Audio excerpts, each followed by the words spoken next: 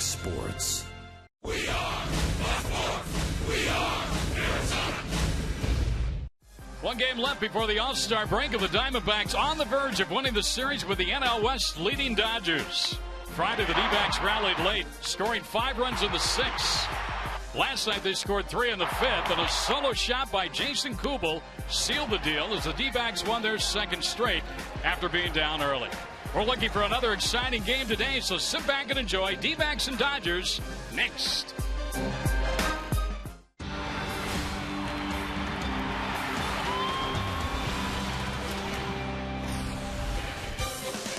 Sunday afternoon baseball featuring the Arizona Diamondbacks, presented by Sanderson Ford, and the Diamondbacks and Dodgers closing out the pre-All-Star game schedule here at Chase Field this afternoon. As we take a look at the National League standings, the Dodgers with a half-game lead over the Giants. The Diamondbacks have crept back to within 5.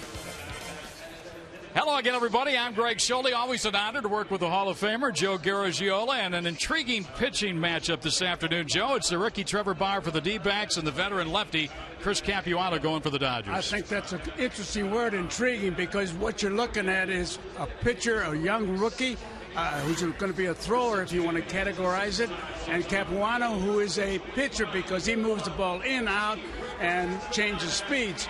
It's a big day for young Bauer, and he's going to have to really show what he's made of. For Trevor Bauer, it'll be his 3rd major league start. Chris Capuano, ironically, began his career as an Arizona Diamondback. A lot of years with Milwaukee, the Mets, and now, of course, pitching for the Los Angeles Dodgers. Diamondbacks baseball against the Dodgers. A little bit more on Trevor Bauer when we come back here. The finale before the break is coming up. Stay with us.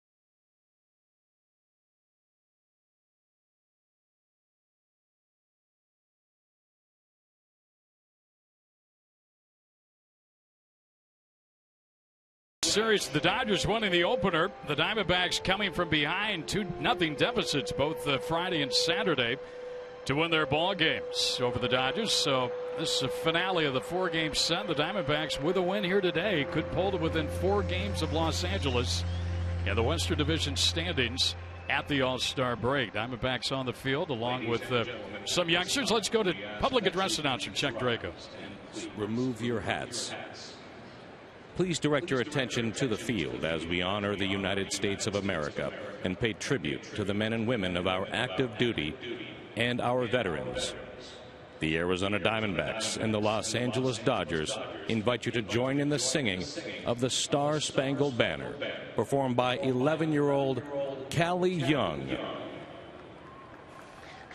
Oh, say, can you see by the dawn's early light what so proudly we hailed at the twilight's last gleaming, whose broad stripes and bright stars through the perilous fight o'er the ramparts we watched were so gallantly streaming, and the rockets rang clear, the bombs bursting in air gave proof through the night that our flag was still there.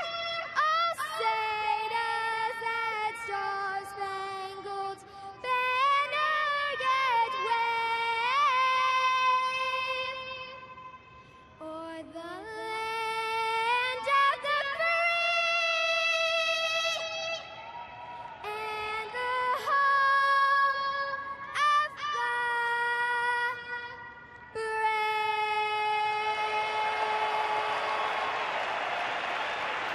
Ladies and gentlemen, Callie Young.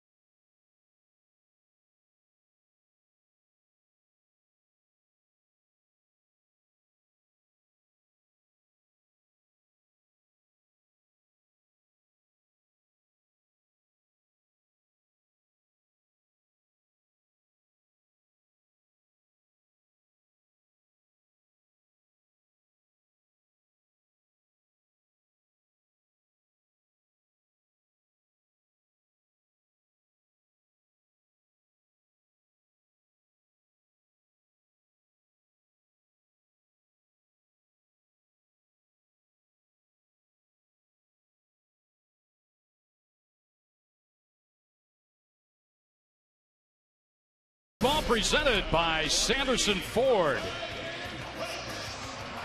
Sunday afternoon before the All-Star break here at Chase Field. And the Diamondbacks and Dodgers ready to go. Nice crowd on hand here. The Diamondbacks have done very well in attendance through their first 43 home games of the season. There's Don Mattingly. And he's done quite a job skippering this Dodger ball club this year with all the injuries they've had to do. Let's take a look at their lineup. Tony Gwynn, Mark Ellis, Bobby Abreu, Juan Rivera is a cleanup hitter. Then it's Jerry Hairston, Elian Herrera, Luis Cruz, Matt Trainer, the catcher, and Chris Capuano, the southpaw, on the mound. And there is Trevor Bauer, Joe, and third big league start, looking for his first big league victory. I think this first pitch is going to be really important because he's known as pitching to the batter's weakness. No, he pitches to his strength, which is a fastball. So I think that Mr. Gwynn knows it. Bauer knows it. Let's see what happens. So settle on in. Here we go. Baseball underway in the desert. And a ball inside. We're underway. Fastball on the first pitch, and I'm sure that the Dodgers are going to be looking for that, and he can't start behind. He's got to throw first pitch strikes, and he knows it better than anybody. 244 average. There's a strike, says Jordan Baker, our home plate umpire. 1-1. Gwynn and Ellis and Abreu here on the top of the first for the Dodgers. Just a tad high right there. And that's the pitch he likes. It's the high fastball. Capuano, who is the opposing pitcher, he's quite a bit different. You'll see him. You can practically catch him with a Kleenex, for crying out loud. But he moves the ball around, in and out. That ball is hit sharply, but right at Goldschmidt. That's a good way to start the ball game. 1 out. Let's take a look at that Diamondback defense. We'll start in the outfield.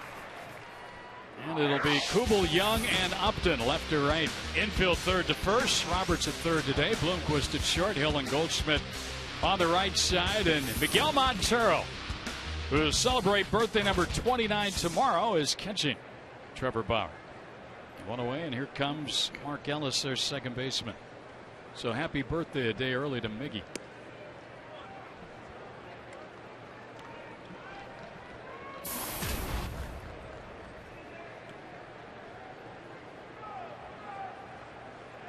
Pitch. That's a strike on the inside corner. Let's go to our quote of the day, brought to you by Geico. And it's from Trevor Bauer. I don't try to throw to hitters' weaknesses. I throw to my strengths. My approach really hitter independent. Doesn't matter who's at the plate. I'm going to throw to my strengths. That's what you're talking about, Joe. Exactly. But he's going to find out in the big leagues if they have advanced scouts. They get all kinds of information. This youngster's got a ton of potential, ton of ability. It's a case of harnessing that ability. He likes to pitch high fastballs. Ellis in the air to center field. Young will take care of that, no problem. 2 quick outs here. And just a handful of pitches, and that's good also because he's got his pitch count up a little bit early in a ball game. Well, he gets behind now. On the first 2 hitters, he was behind on the first pitch. And he can't just throw that fastball down the middle, because I don't care if you throw it 120 miles an hour. If it doesn't move, you're going to be moved. Major league hitters will make contact. Hey, I'm 86. I could hit a fastball if I knew it was coming. Here's Bobby Abreu. This guy can hit a fastball. Abreu. He doesn't have to know it's coming, though. That's right. He's playing left field today, 272 average. And he'll look at a strike. So Bauer ahead of a hitter, 0-1. Bauer's starts came in Atlanta and here at home against San Diego.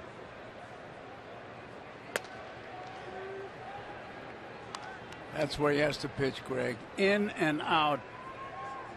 High fastball if he has to, but I'm not a big believer in throwing high fastballs. Look at that one on the inside edge, and Abreu did not agree with the home plate umpire, Jordan Baker. Well, there are 3 strike zones. The umpires, the pitchers, and the hitters. And the only one that counts is Mr. Baker, the umpire. So Bauer moves ahead 1-2 on Bobby Abreu, and that ball into the dirt. Nice block there by Montero. That's the first curveball he's thrown, and that's good because his best pitch, number 1 pitch is the fastball. Number 2 pitch would be the curveball, and then his change of pace, which I haven't seen yet. Third time that Montero and Bauer have worked together.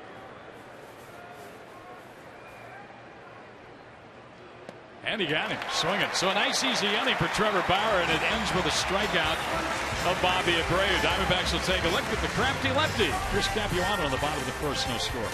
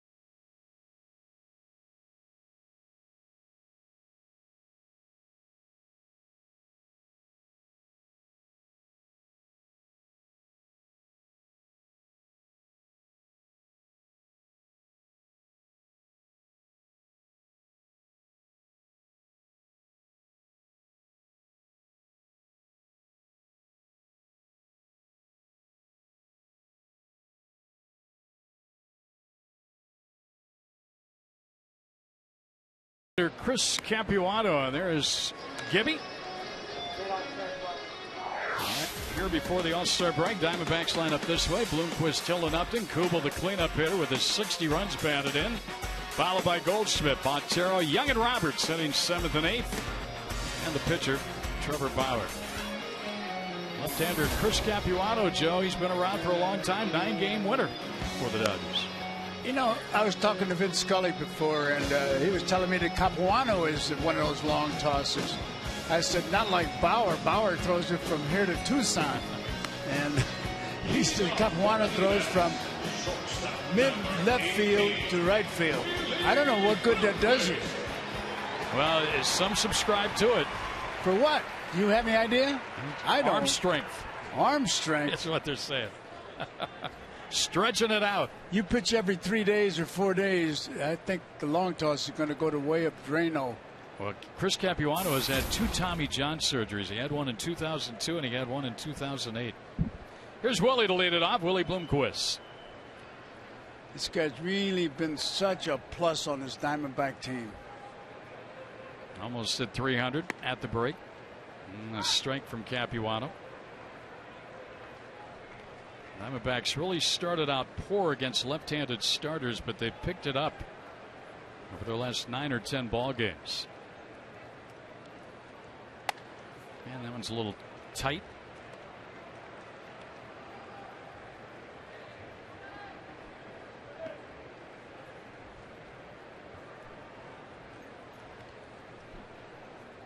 Here's the 1-1 pitch to Willie. Inside. Well, let's get our keys of the game, Joe. Brought to you by Kia Motors. What have you got for us today? One key or a couple of keys or what? Just one key. Patience. That's all. Be patient. Be patient with Bauer, and the team is all right. They're starting to really hit as a unit. And Willie floats that one foul. 2 balls, 2 strikes. The amazing thing about Willie Bloomquist, I saw him in the clubhouse and I said, you are really having a big year. A big year. He said, not good enough. That's Willie. That's Willie. Instead of saying, yeah, I am having a good year, he's not even thinking that way. He's a grinder, man. Uniform usually dirty. Game in and game out. He's got a base hit here. Bloomquist at his best, shooting that ball to right field. Ellis went after it, didn't get it. And that's the way the Diamondback afternoon starts, with a single to right by Willie Bloomquist. Every time I see that, Chris, I think about Ted Williams going to the opposite field. See him go in and out. Yeah. 2 strikes, he takes a regular swing, but he's going to try to hit it to right field because that's where he's got the most room. Put the ball in play and let the other team mess it up. 1 and 2 hitters of the National League. The Diamondbacks have fared very well. Batting average up around 300. Bloomquist will draw a throw. Good on base percentage. They've slugged very well. And good run production. And this is one of the reasons why they've slugged very well. Aaron Hill with those numbers. Bogue has times been in the 2 spot, and he really enjoys hitting in that position in the order.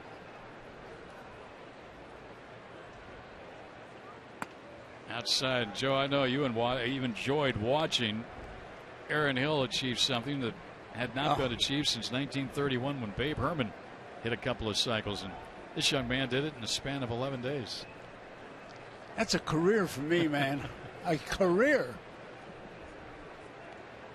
1 ball, no strikes. Capuano's always had a good pickoff move.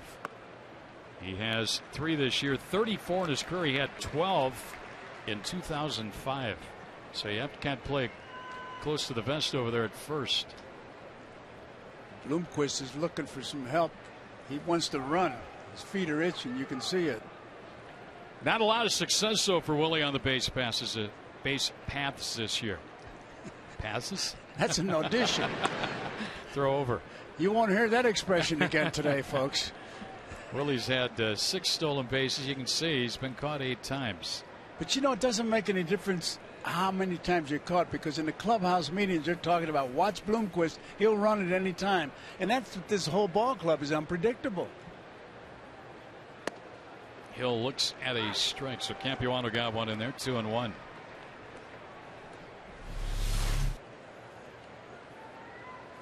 down at the end of the zone. That was a generous call. Hill has had a dynamite first half of the season. You could really argue the point about being an all-star. Yes, you could. And Kubo, too. Yeah. Neither was selected with some of the replacements. Here's Jason. 60 runs batted in going into today's game. He's a quiet guy, too, isn't he? He's been smiling a little bit more of late. He's very friendly. Yeah. Just doesn't tell his face a lot that he's smiling. Here's the 2-1, and Hill, did he go? He went. He could not check up. Called by the home plate umpire, Jordan Baker, and it's now a 2-2 count.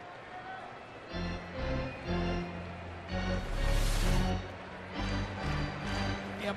I'm afraid he got caught. He knew it. He knew it. Didn't complain. Bloomquist started this inning with a single to right. And Hill, a high fly ball to left. Very game center. And one away. Well, we mentioned talking about Aaron Hill and Jason Kubel. You could sure state your case for these two being all-stars. Oh, no question. I mean, look at 5'10" slugging first, doubles tied for second. Kubel, I cannot believe, not only is he using the bat so well, defensively throwing people out. I talked to him about that throw he made last night, which was sensational because there was a little move that he made there that he's learned since he came over in the trade. And he's been everything and more I think the Diamondbacks wanted when they signed him. Kevin Towers, strike one here to Justin Upton. Usually you catch the ball, but I'm watching it on TV, he caught it on his throwing side and didn't have to really move the glove, just take the ball and throw it. And I said, were you doing that in Minnesota? He said, no, when I got here, they made us do it, and it paid off. And another guy who's taking advantage of that is Chris Young.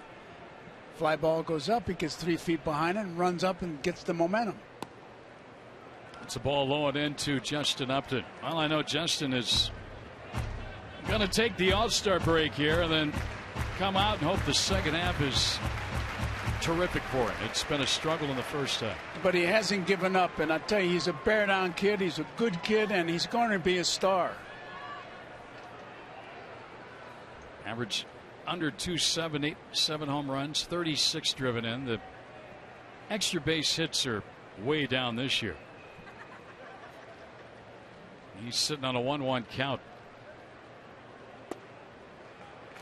Watching Bloomquist over at first. A lot of times when Capuano's coming to the plate, Willie is kind of leaning back toward first, so he still has not read that move of Capuano. Not only that, he wants to have Upton use that bat. No sense running yourself out of an inning.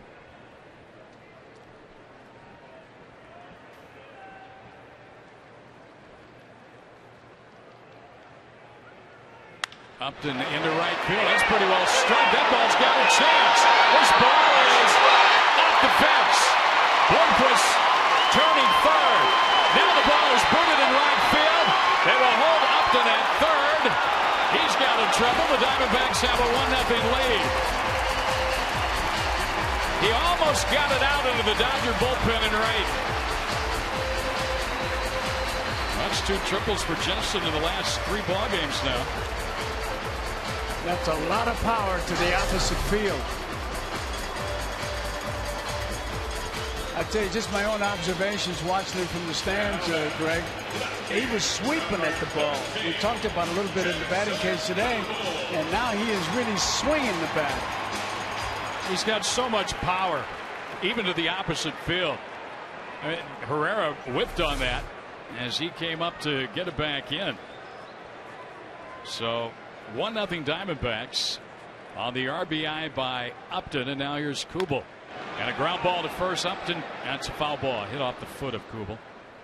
So Upton will return to third base. Well, he started it. He has scored. Now Upton at third base with only 1 man out for Kubel. And just doesn't happen. You work at it. Kubel, Young, Upton were all in the batting cage before the game.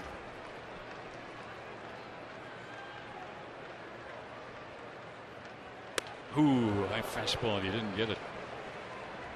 0-2. Kubel, a 287 hitter against left-handers. That's pretty good. Oh, he gets a good swing.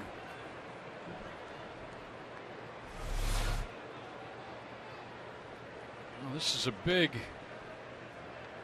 at-bat right here. The Dodgers are conceding the run. They've got the infield back up the middle.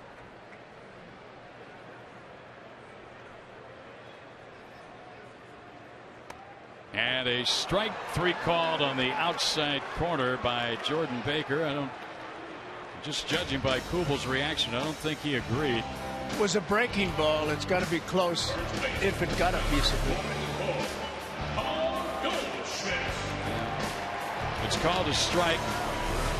So Kubel out number 2, and a big strikeout for Capuano. And now here's Goldschmidt with that runner at third, 2 down.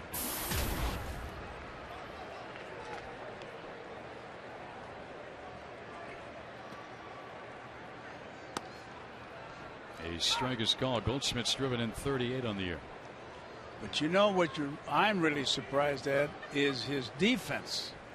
I mean, he's not afraid to make the 3-6-3 for a right-handed thrower. That's a tough play. And he makes it look easy. Makes it look easy. He really does. The pitch will miss outside. Matt Traynor is Capuano's catcher today. A.J. Ellis had caught the first 3.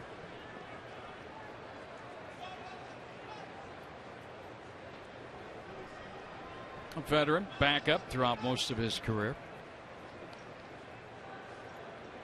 Capuano working out of the stretch with Upton at third here and 2 down.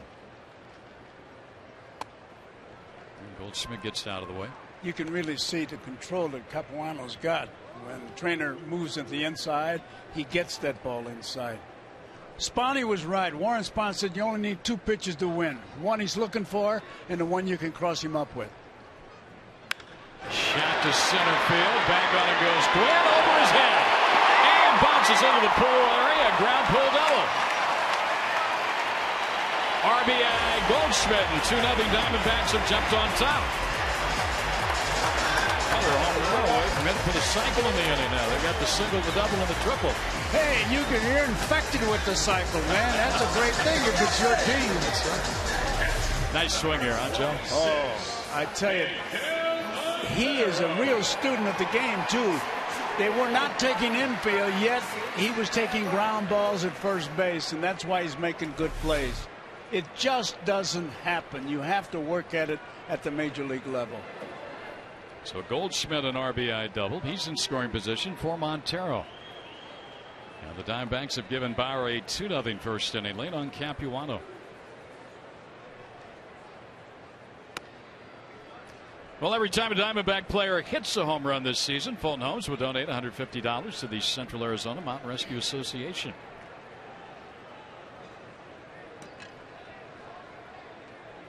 Montero's driven in 43 runs.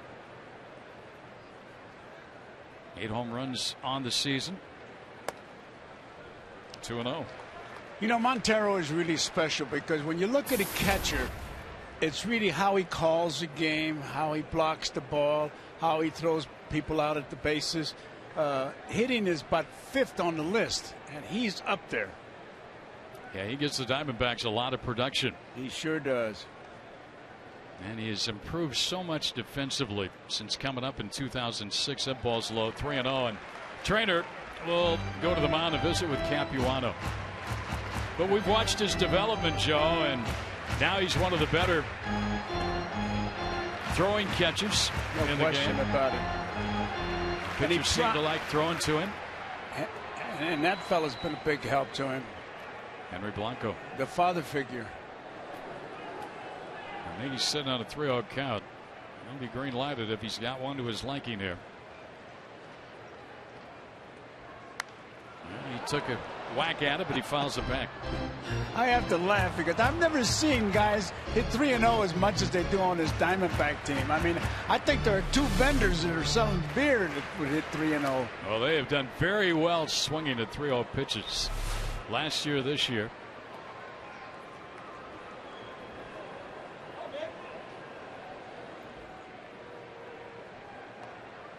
3-1 now on Montero with 2 in the opening inning. Adds a strike, and it's 3-2. 22 swings on 3-0 pitches for the D-backs here in 2012. I tell you, the unpredictability of this team, they are very entertaining. Win, lose, or draw, and that fella's done it. He's a good manager. Make no bones about it. So full count now on Montero. Capuano's had to work in this inning. Already 26 pitches thrown. Number 27 coming up. 3-2 pitch to Montero with 2 down. And he's called out on strikes. So a couple of strikeouts for Capuano, but the Diamondbacks get a pair. On RBIs by Upton and Goldschmidt. For Upton, his second 3-base hit in the last couple of games. 2-0 Arizona.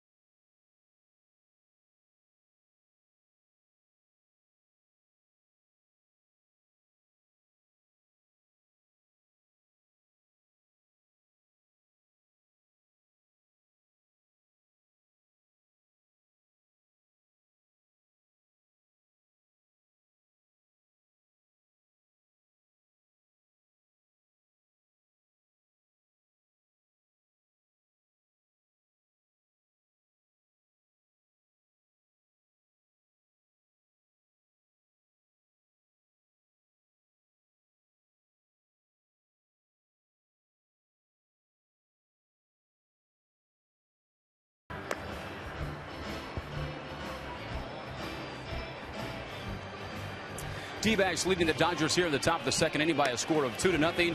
Rookie right-hander Trevor Bauer making his third major league start, and after a pair of lackluster efforts, Kirk Gibson telling us earlier today he thinks that Bauer is in a good position to have a good outing today. That's because there's been a lot of good dialogue and communication earlier this week.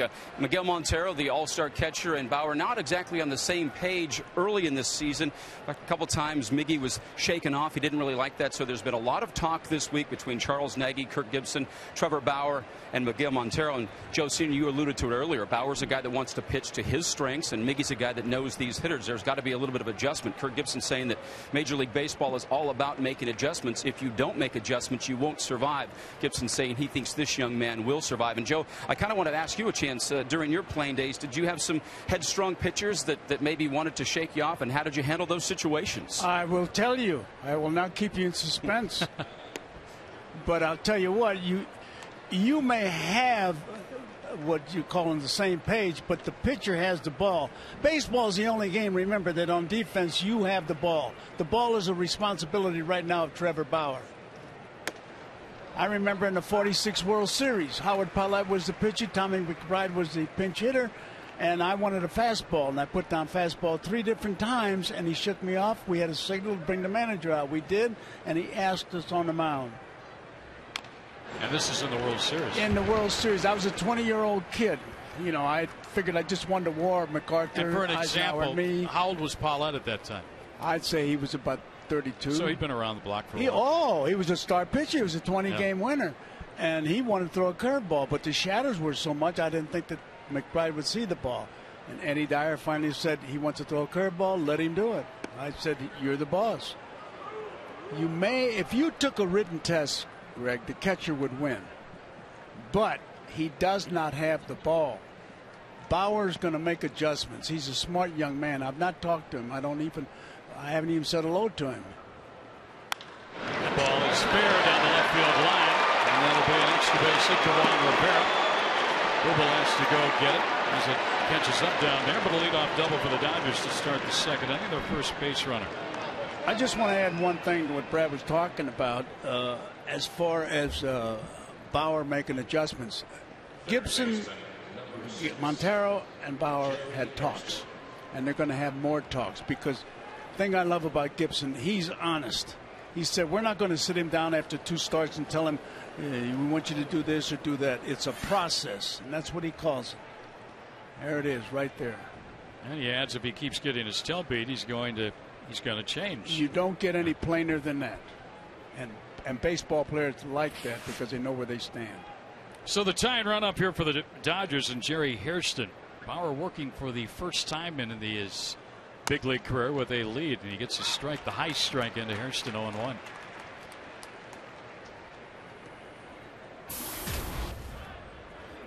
Hairston this series, 3 hits, one of those being a home run. That was last night, a 2-run shot in the first inning. He hit it off Trevor Cahill. That was his curveball. See, that's the thing. He's not getting his curveball over. He's relying on his fastball, and you know the Dodgers know that. So he's fighting that. It's a learning process. Gibson's right.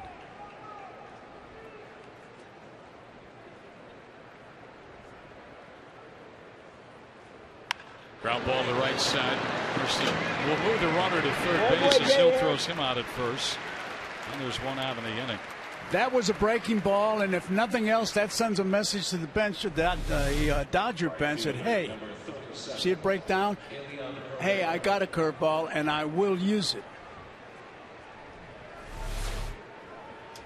And now the batter is Elian Herrera, the right fielder. Herrera is one of those guys who plays all over, and he's in right field today. Batting 6th in the order. Diamondbacks will concede a run here with a 2-0 lead. And a strike. Well, Bauer could use a strikeout or maybe a comebacker, and he was quite a strikeout pitcher during his collegiate days and in the minor leagues. He's throwing a fastball on the first pitch every hitter.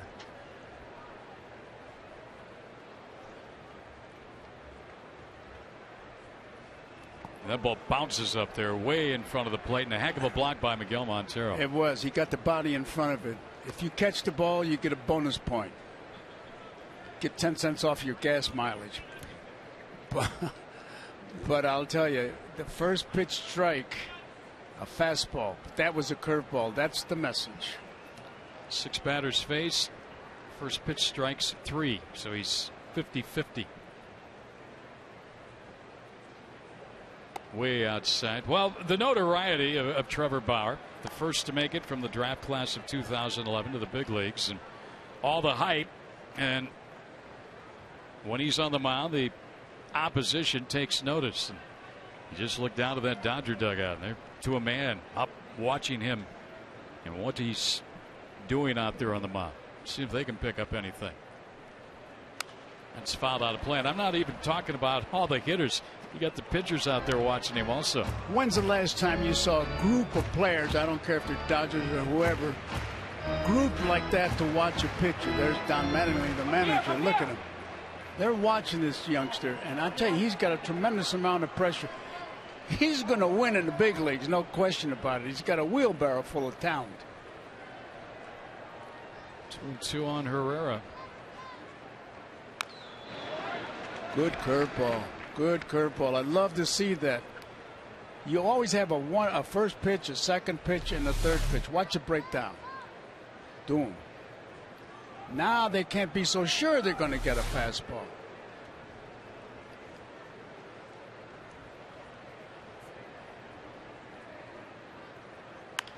That's what he got. Line drive caught. Nice play by Roberts, and the runner came out moved. Boy, the difference right there in catching that ball on the fly and having that ball hit, and for the moment, save the Diamondbacks a run. Yes, it did. He jammed him, got it inside. He was trying to hit it there, and diving catch by Roberts.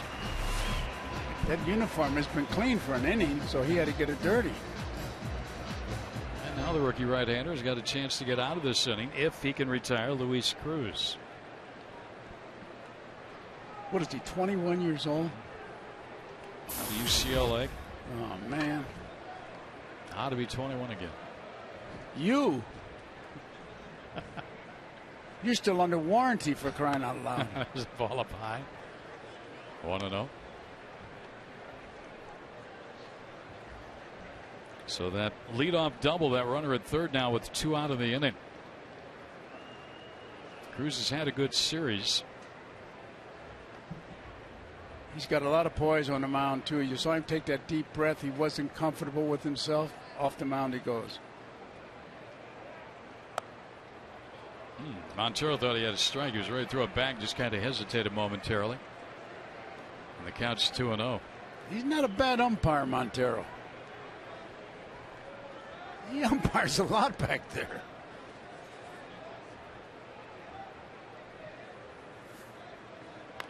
A little dribbler up the first base line. Bauer charges after it. It stays foul. Another breaking ball. It's been pretty effective here. Getting some awkward looking swings. Right off the very end of the bat right there. You got to like this kid a lot. It's a big game for him. Remember, 21 years old. Oh, brother. That was a great year, 47. And now he's run it to 3-1.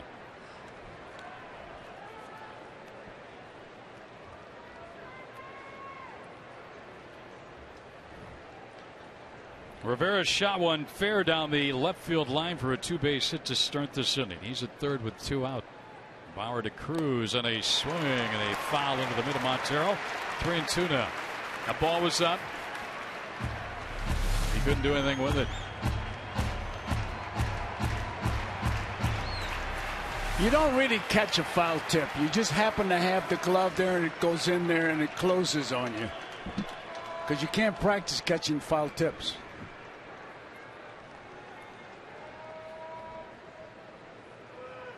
Bounces, and that's a walk. So the Dodgers inning will continue, and the runners will be at first and third. You know, practicing catching foul tips, Greg, is like testing the batting helmet. We had guys on the Pittsburgh club. We hoped they would do commercials with it, knowing that they'd have to get beaten to prove if it was any good. So they could make the disabled list and help the club. 34 pitches for Bauer. Working here in the second. They've stretched him out a little bit. That was his first walk of the afternoon. And that's a strike on the outside corner. Another breaking ball. He's pitching right now. He is pitching. He's not just throwing. Well, he's trying to shut the Dodgers down here after his team got him his first ever lead. I wish they'd get him a bigger lead. Give him room to breathe. Another breaking ball and the same result. Another strike, and it's 0-2. Now with 2 strikes, he got this curveball a little high and he let it go by, and we thank him for that. But he can throw that fastball now. If he misses, so what? It's 1 ball, 2 strikes. Rivera doubled. He's at third base. Cruz walked. He's at first. Crowd into it here, along with Bauer. Fastball, strike 3 call, got him.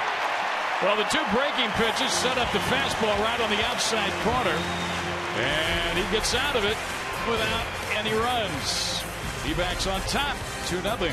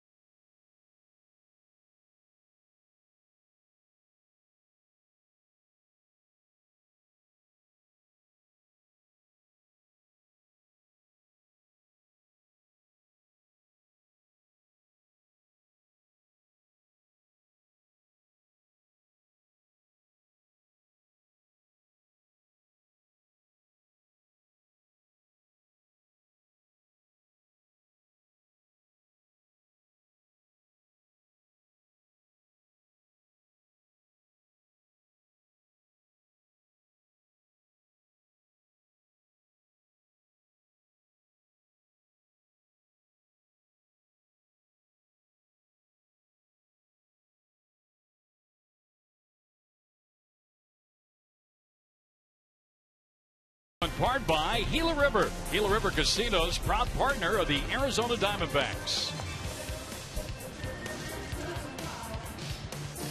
Diamondbacks on top of the Dodgers 2-0. As they get 2 in the first, and pitcher-catcher. A little conversation here, Montero and Bauer in between innings. You're going to see a lot more of that because manager Gibson talked about it. There's Charles Nagy, one of the better pitching coaches in baseball. I tell you, the coaching staff down Baylor and Sherlock and Trammell and Matt Williams, everybody, they work hard. Well, we haven't. There's a shot to center field here by Young, but one backpedal and settles under. Makes the catch. One away. We have not seen Bauer shake off Montero once now. And pitches called over the first 2 innings. So Young retired. Here's Roberts. This Roberts is a funny kid. He brought in a magazine he showed me. It was he said it's from Hungary, about tattoos. I said, some hungry tattoos now. That was teed up too high for you. There's a strike. No, the country. That's what I'm talking about. Yeah, sure. Sure. I can tell, Greg. Yeah. Capuano in that first inning threw 27 pitches and allowed. There's a shot to left. That's sent to front of the door. The left play it on the hop. Roberts on base.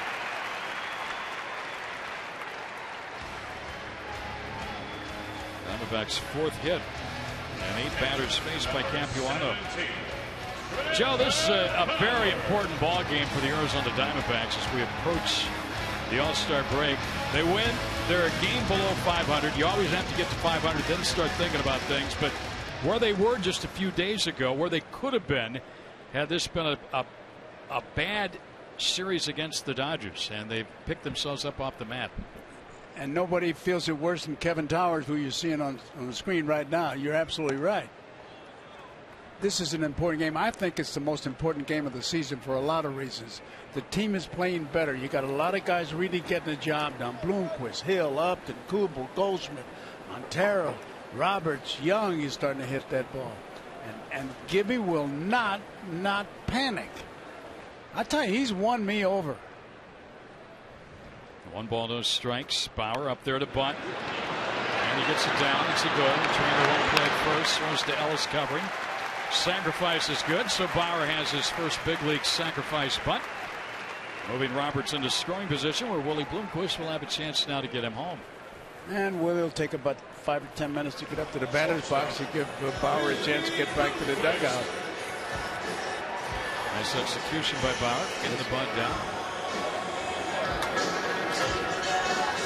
Look at Goldschmidt. You see him right behind the manager because he always has questions that he wants to ask coaches or managers.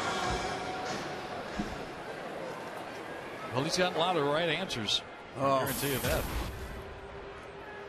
Bloomquist single to right first time up. Roberts runs well. See if the Diamondbacks can play another run here and expand on this 2-0 lead. Ground ball hit sharply, but right at short to Cruz. No runs, he had a man left after 2. D-backs lead the Dodgers 2-0.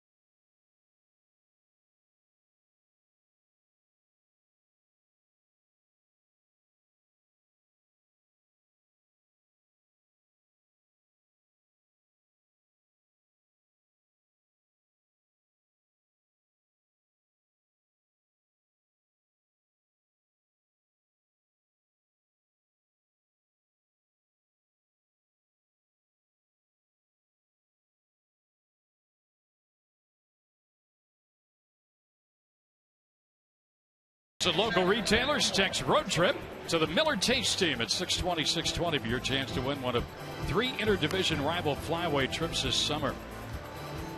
And this summer's moving right along. Here we are already ready. July 8th.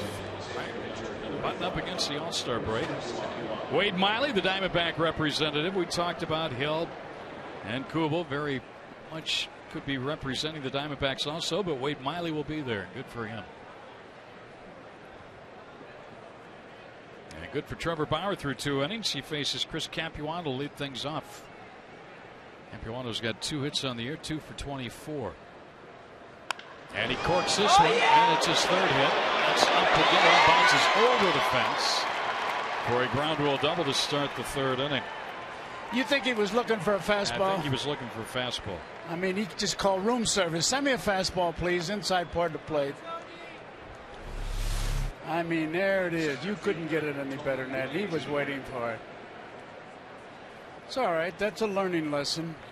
Well, that's how the Dodgers started the 2nd inning and failed to score off Bauer, but you don't want to become a regular thing. Sooner or later, the law of averages is going to catch up with you. He's got the top of the order to deal now with Tony Gwynn and then Mark Ellis and Bobby Abreu. 2nd Dodger hit.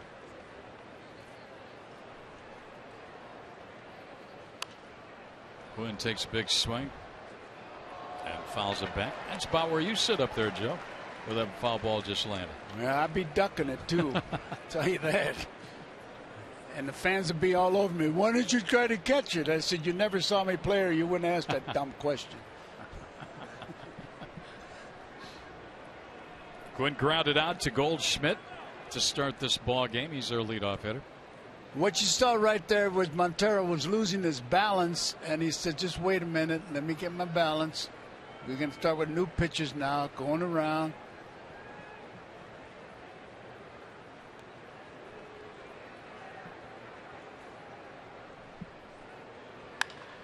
Slicing down the left field line. Gwynn's not leaving the batter's box, so you know it's going foul, and it did.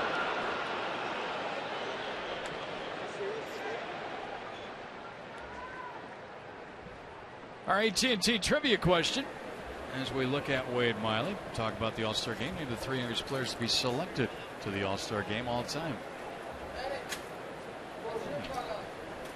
Okay, we'll let you think about it. Got some thoughts, but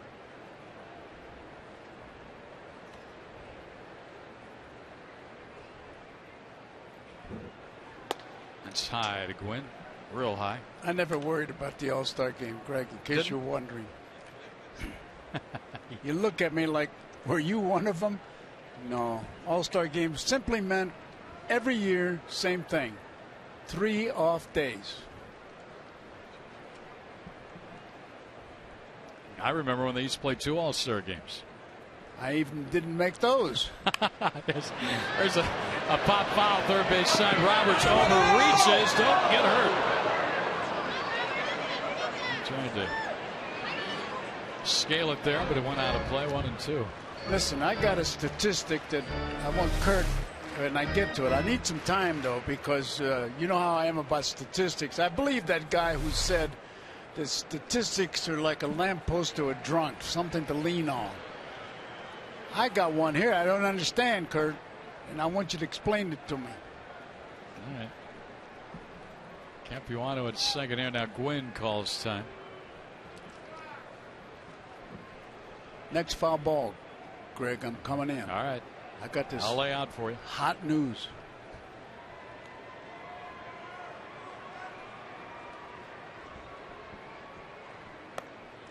Just missed a little. What a nice pitch. Man, oh man, that left arm, that right arm must have been nailed to his body. High. No, I was high. Right call. Take it back, Jordan.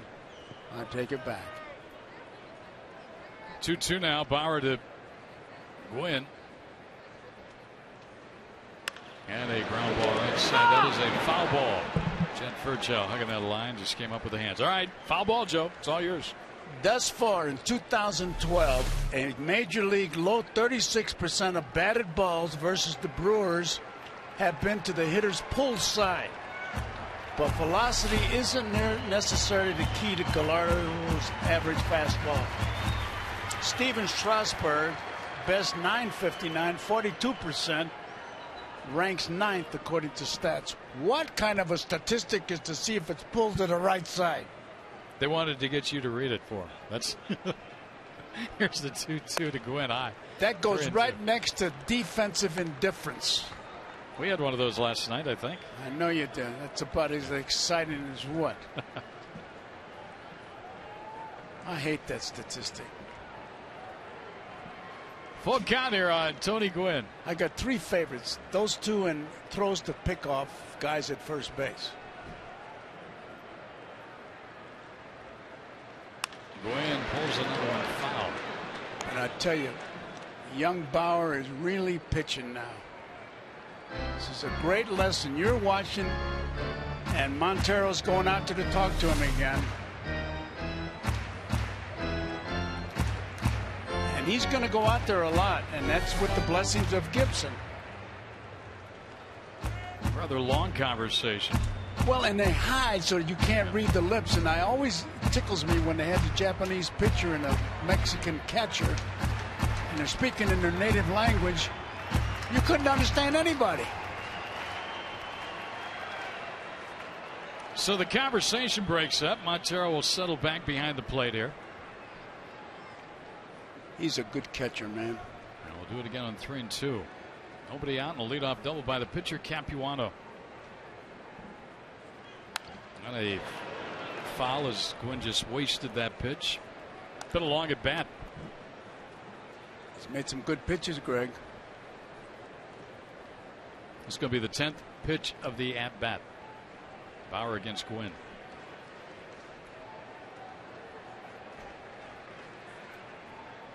That's a study of concentration right there.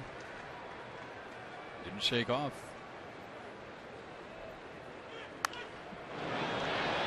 Looks like Montero wanted it inside and it came back out over the plate a little bit.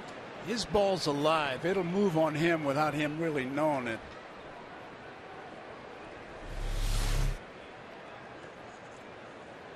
See it go to the outside part of that plate?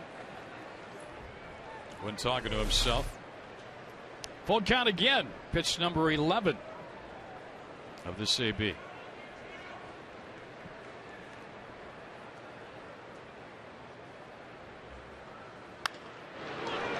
Shallow left center. Kubel coming on. He'll get there. No advancement. So Bauer won that battle with Gwynn. I usually say that the longer the at-bat goes, the advantage goes to the hitter, but Bauer ended up winning it. Second baseman, One away. I tell you what, he's in control of himself out there. I mean by that, he takes that deep breath. He knows what he wants to throw, and Montero's out there again, and they're going to make sure that this same page thing, it just doesn't work. The pitcher has to throw the pitch that he has the most confidence in. And this young man knows what he wants to do. This will be the 50th pitch delivered by Bauer. He threw 13 in the first inning. They stretched him out a bit in the second. We just saw Gwynn with an 11 pitch at bat here in the third. Capuano hit the first pitch of the inning for a double. There's a strike to Ellis, who fly to center first time up. And that fastball we had been seeing quite often on first pitch is now kind of hit and miss. Start him off for the breaking ball.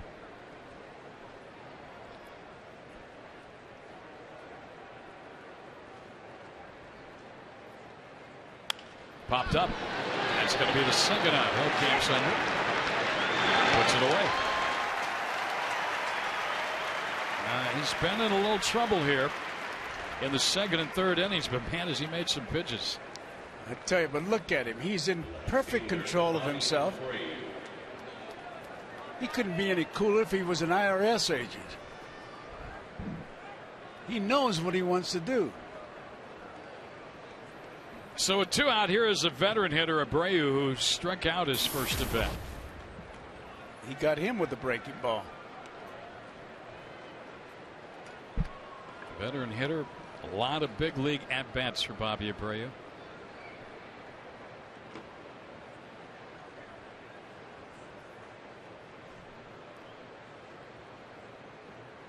Swing and a miss. Strike one. Down. That ball was down like a splitter. Watch it. Montero only had to move that glove about 4 inches. I think it's safe to say 8 first pitch strikes of the 12 he's faced. His command, the best we've seen in the 3 starts that he's made thus far. Trying to get through this 3rd inning without any damage after a leadoff double on the first pitch of the inning by Capuano, the pitcher. He's still at second base with 2 men out. And now Bauer steps off. Well, he steps out because Bauer was really bearing down on the sign, and sometimes you don't shake a catcher off, you just stare him down.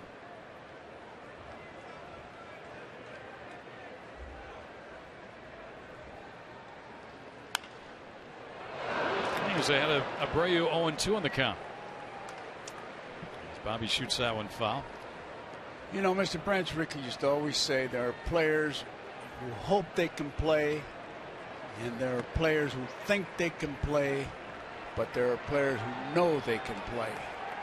Trevor Bauer knows he can play. I would wager a guess those are always your most successful players. Oh, yeah. 0-2 count here. Nice block again by Montero.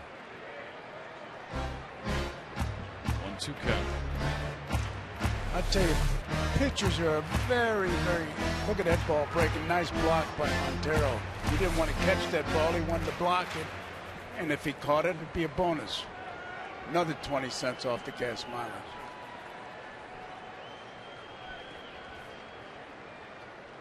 Capuano's been out there a long time. Lead off 2-base hit. Hasn't budged. Ground ball to first. How about Bauer's going to get out of it? Goldschmidt to the bag himself. So the leadoff double. We'll see if that has any effect. Capuano just kind of standing around as he goes out to pitch in the bottom of the 3rd. 2-0 D-backs.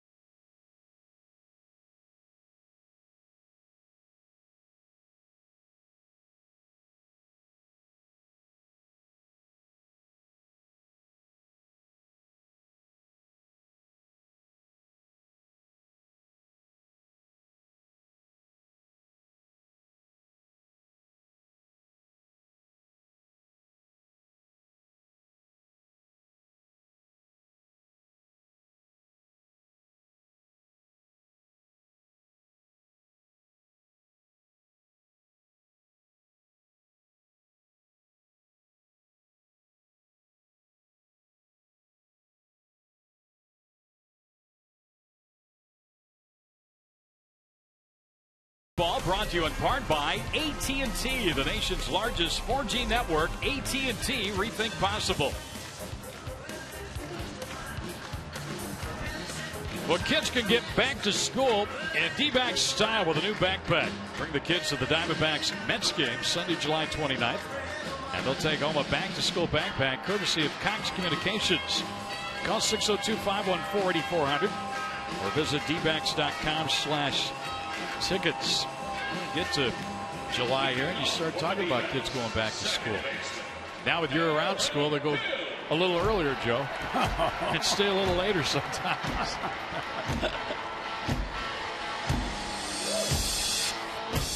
A lot of kids here, and it's always good to see kids at the ballpark with mom and dad or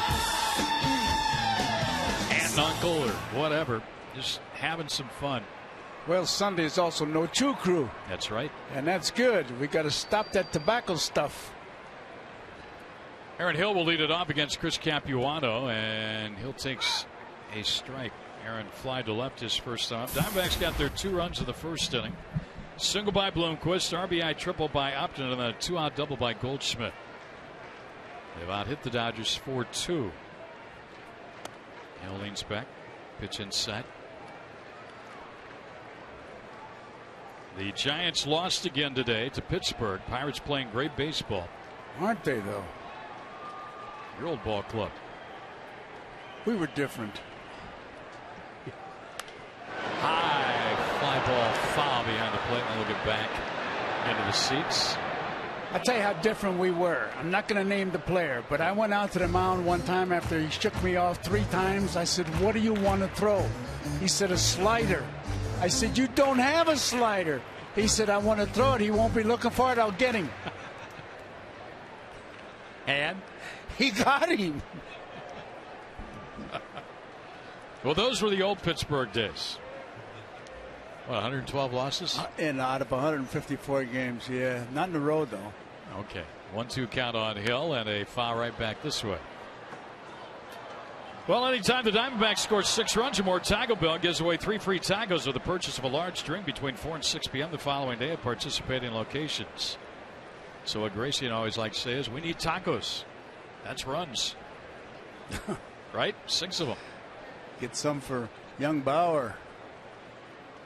Hill, a broken band bleeder. That ball is going to be caught by Cruz. 1 down.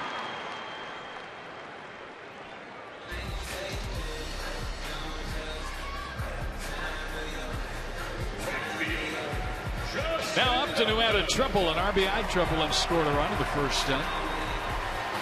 So a triple in the ball game today for Upton. He had a double and a run scored last night.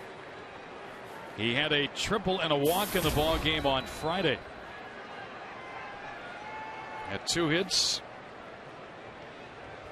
in the first game of this series. He's hit the Dodgers well this year. And he scorches one here. Look at that guy. Jerry Hairston in third. And he throws him out. Man, go buy a lottery ticket, Jerry. Whoa, that was one of those that you put the glove down and hope that you make the play. Watch this. Big league play. Whoa. Nice handwork there, huh? Make a great pickpocket. 2 outs in the inning now for Kubel. Mason took a called 3rd strike his first time up. And he takes a strike here. Kubel, just to show you how effective, he's only had 4 hits on this homestand. He's had 20 at bats, but he's got a double, 3 home runs. So all of his hits have been extra base hits, and he's driven in 9. So that's making the most of what you get with the hit column, huh? Oh, man. 9 RBIs. That'd be a good week. And he's had a good solid 2 months. That's into right.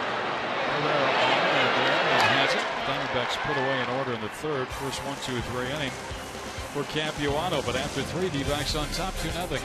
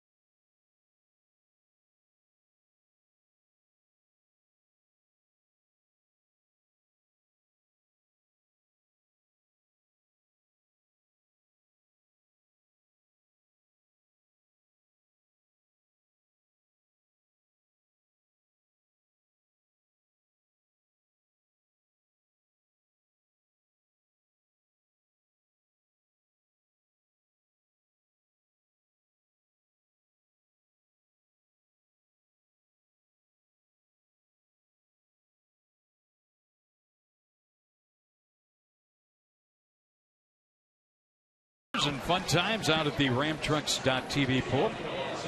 Always a great place to watch a ball game. Another big crowd on hand out there today. And right now they're watching a 2-0 Diamondbacks lead in this one. 2 runs in the first. Trevor Bauer has made those runs hold through 3 innings of work. And he goes to work here against Juan Rivera to start the Dodger 4th inning, and he gets him with a strike 0-1. Rivera doubled to start the 2nd inning. One of the 2 Dodger hits. There you go. Now he checked up.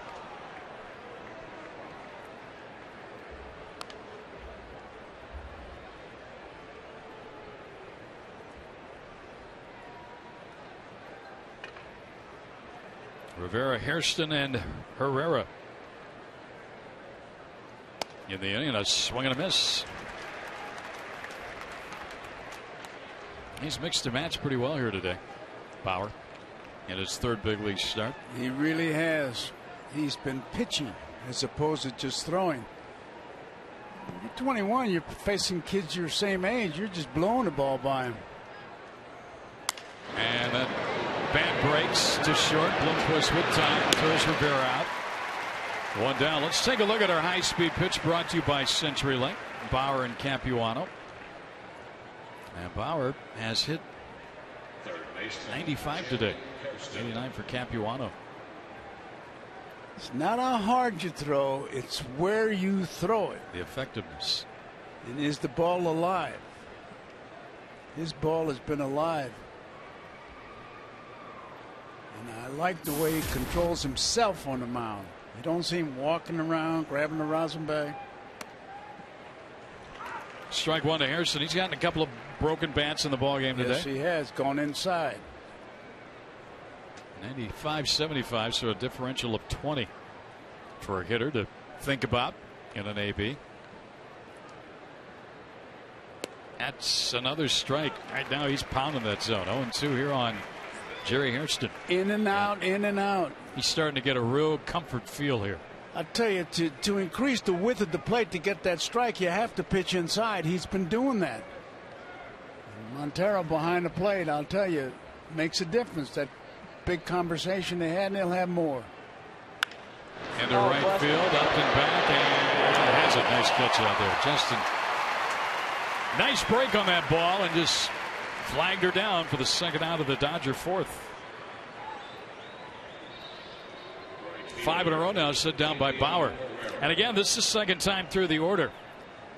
So he's set down all 5. Here's Herrera with 2 men out, nobody on. So far, he's only thrown 1 fastball.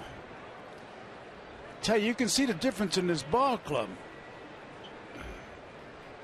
Tell you, when it's going well, it's tailwind. 11-15 first pitch strikes now in this ball game for Trevor Bauer. And this club has gone through a little bad streak there. It's been tough. It's all headwind. You like that tailwind. Oh, I like the way he's pitching. He slipped her a little something there. He did a little landscape out in front of the mound area. Came down a little awkward after that last pitch.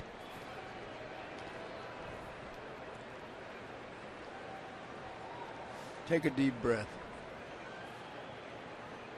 Attaboy.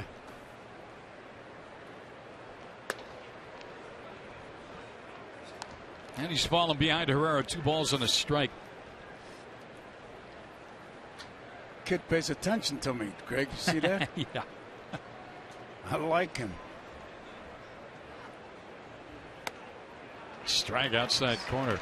Now you get the feeling, too, the umpire's working with him. And he's getting an idea of what the kid's doing, because that ball is moving, too. It's not a straight fastball. It's alive. 2-2 count on Elian Herrera.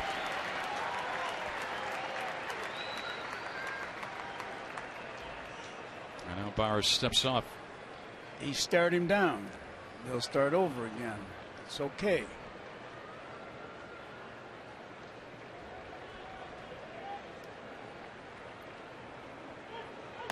Got him with a hook. Curveball. Yes, sir. Nice easy inning for Bauer. A second 1-2-3 inning to the ball game, and he gets Herrera looking on the inside breaking pitch. 2-0 D-backs.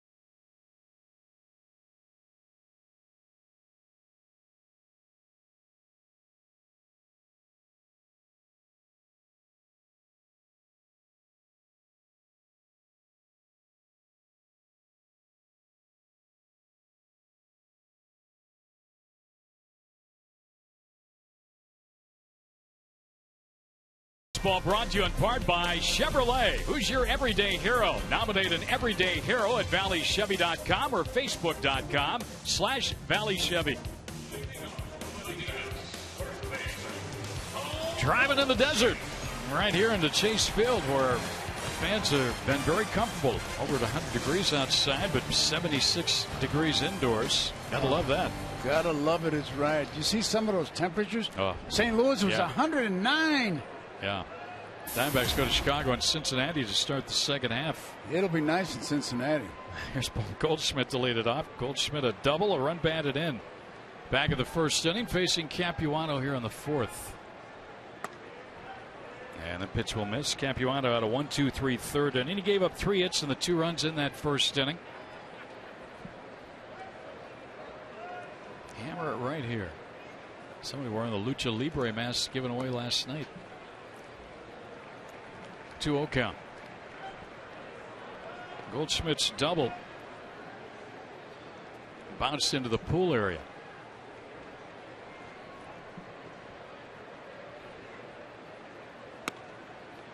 You know, he's got 25 doubles already at the break. He might get another one here today, but that's where he sits right now. He's a good athlete. Good work ethic. 3-1. You know, just to get back to Bauer, he shook off Montero for the first time on the last pitch of that inning. So it was the fourth inning. And he stepped off and then threw a curveball. Goldschmidt will walk ball 4, and Capuano upset with himself.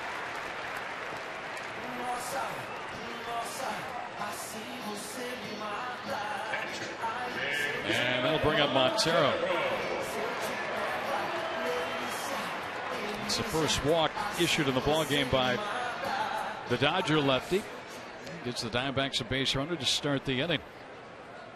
Montero took a called third strike to end the first inning.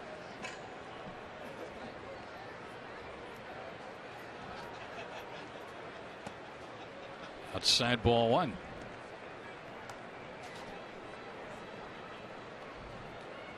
Well, it was 6, 7, and 8 that did a lot of damage against the Dodgers last night for the Diamondbacks. Montero, Blum, and Parra in that 3-run fifth inning. And they're 6, 7, and 8 here now after the Goldschmidt walked here in the fourth. Miggy, a high fly ball to right. Herrera comes on. He makes the catch. Goldschmidt back to first, 1 out. We mentioned the Giants lost to Pittsburgh today. And the Pirates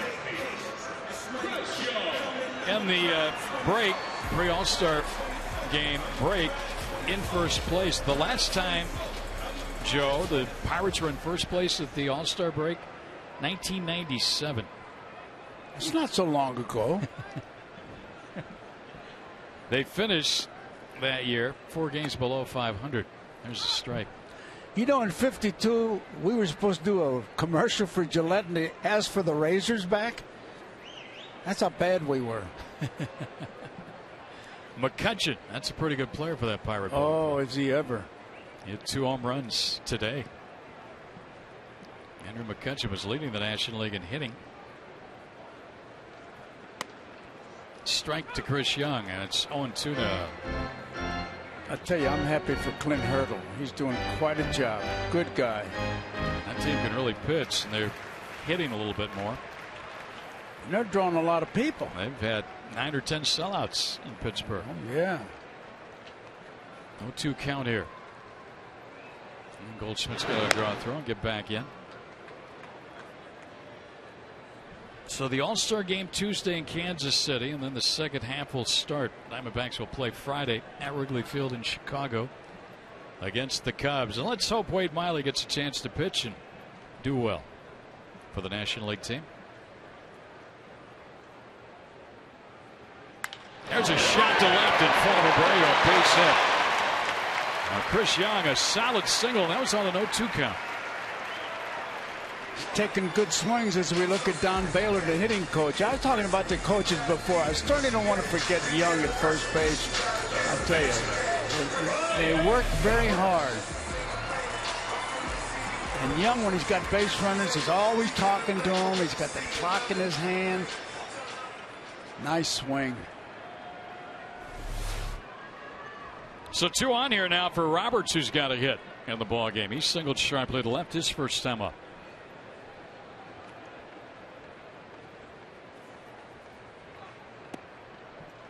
Low and inside, ball 1. He's got a lot of pixie in him. He just finished working out. He was sweating like he just finished a 100-mile dash run, and he comes over and he wants to hug me. I take it you backed away. Backed away. He's a battler, boy. He's a good player. Capuano's 1-0, and Roberts looks at the ball outside. Capuano, I think, thinks he's getting a little squeezed here.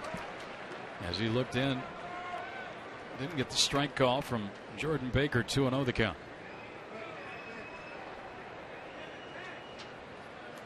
This is a big at-bat here with Roberts at the plate and the pitcher next. Goldschmidt walked. He's at second. Top of the screen. Bottom of the screen. Young, a single. Off the end of the bat there for Roberts. 2-1.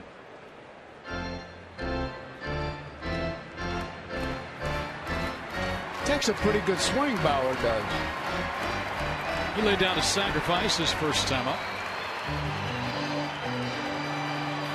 Roberts trying to play the run here. Add to this 2-0 lead.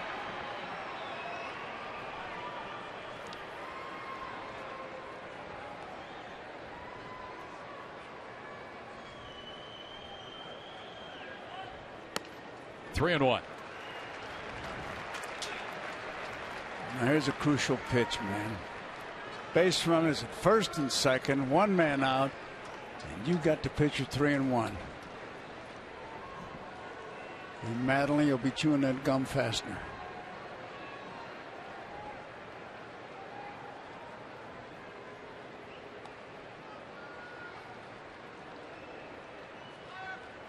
That's a strike. Ellis had broke for the bag at second, and that right side of the infield was vacant.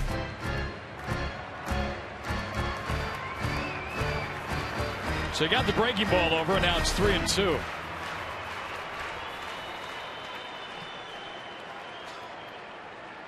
Average 41 strikeouts and 233 at bats. Young can get a pretty good lead.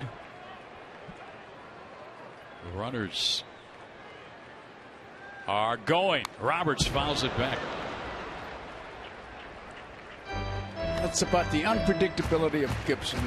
Logically, I don't care what you say. You got the pitcher coming up next, and you're going to run the guys?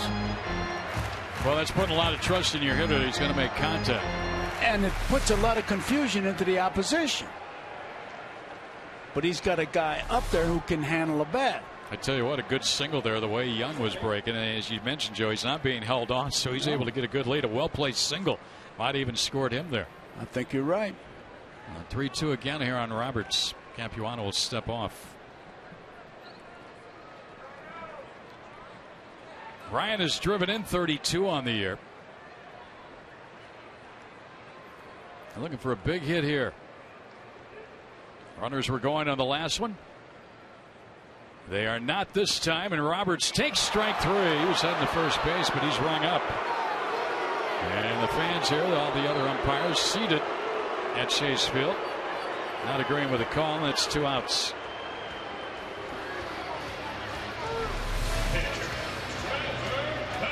Too close to take. Yeah, way too close to take. He thought it was too low, obviously. 3rd strikeout of the ballgame for Capuano. Now he can get out of it if he can retire. Bauer is looking for his first big league hit. You might as well get that out of the way, right? Get your first big league hit and your first big league run batted in all in one swing. It'd be nice. They're plenty, and they're shading him towards the right field line. A lot of room in left center field, man. You could start a housing development between the center fielder and the left fielder. A lot of room. Runners were not going on that last 3-2 pitch, and Roberts struck out looking. Now Bauer, a half-hearted swing and a miss, strike 1. Wanted to go, couldn't hold up. Look at the room. Look at all the room in left center field. They're shading him right to the right field line. Bauer of the minor leagues this year with Mobile and Reno was 1 for 23. It's not good, is it? No.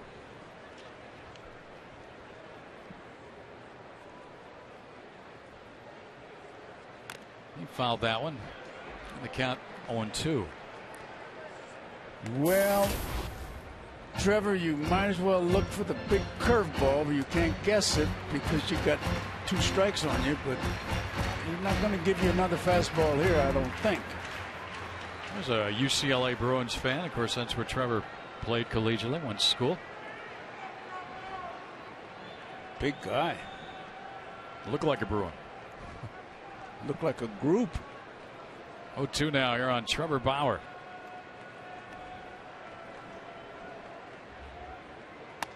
He went around, and that's a strikeout. This inning's over. Well, it started well with a walk. First single, 1 out, but the D-backs failed to score. Their lead still is 2-0.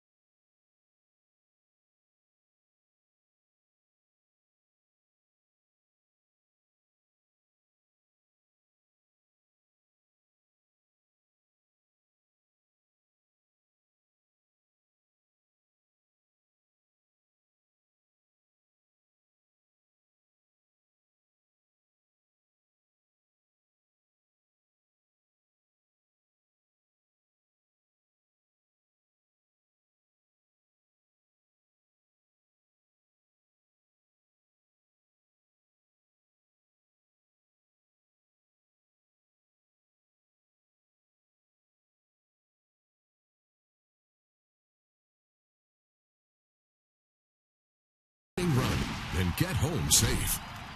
With great beer comes great responsibility.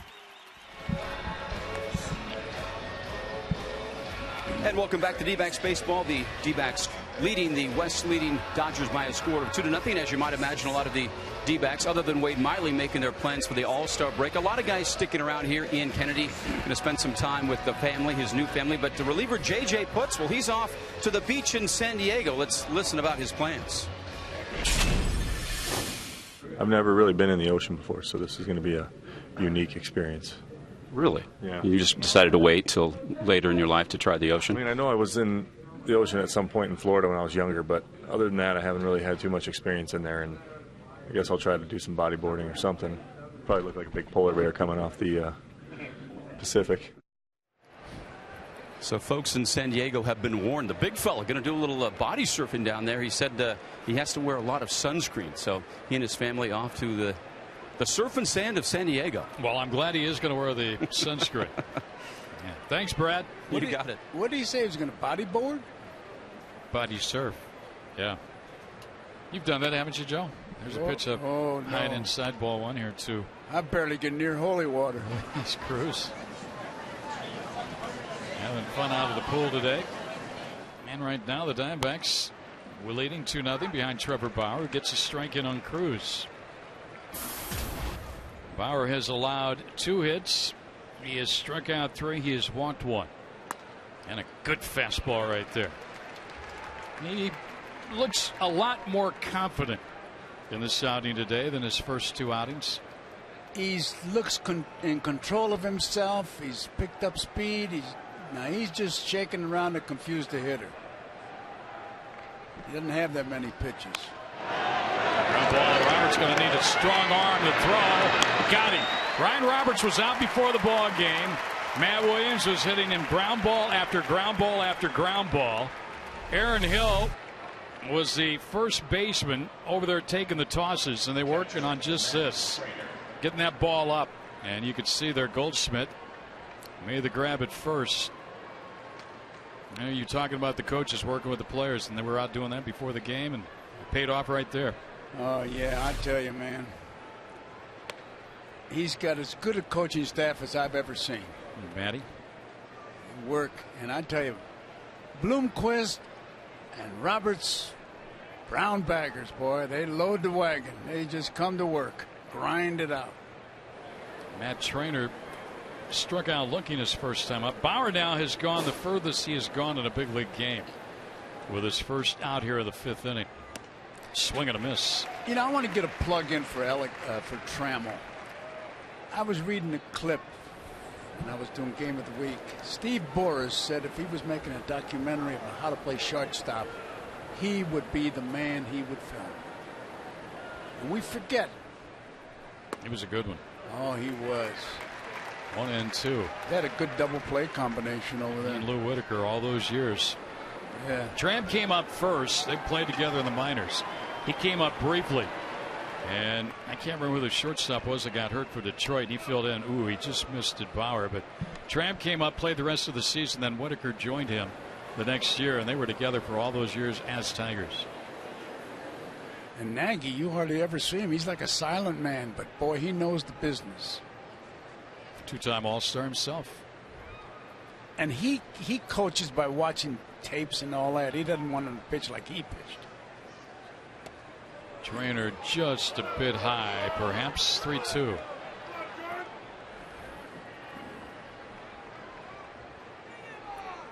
Buzz one by him right now.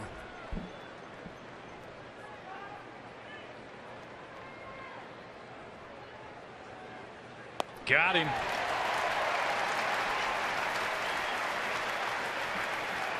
So Bauer, a strikeout, his 4th of the ball game.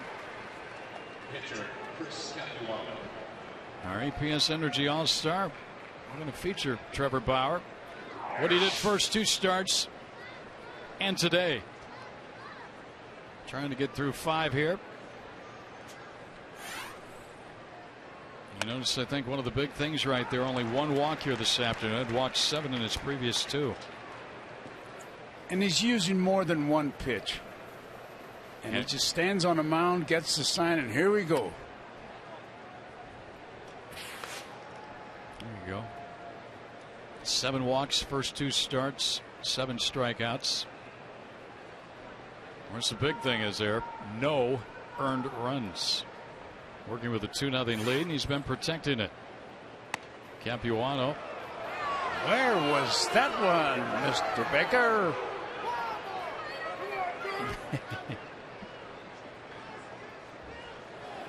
2-1 the count. Capuano down the first foul. Capuano first time up hit a fastball and doubled. First pitch. Yeah. And this time up, he didn't get a fastball. No, sir. 2-2. He might see Uncle Charlie make a visit.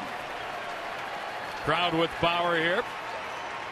Throw a curveball, see what happens. I bet he strikes him out.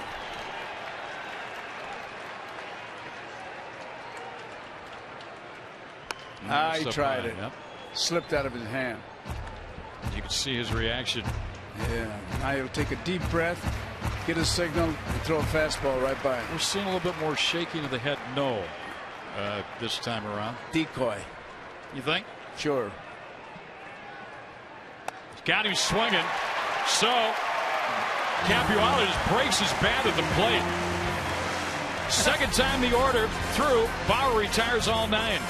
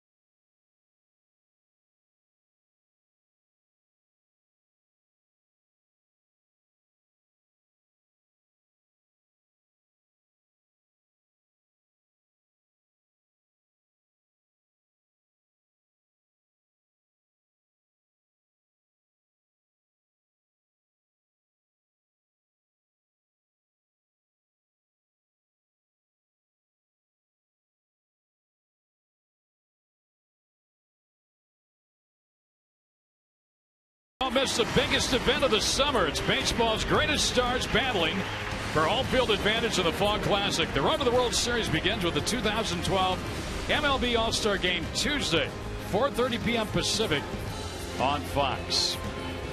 And that leads us to our Nissan text poll question.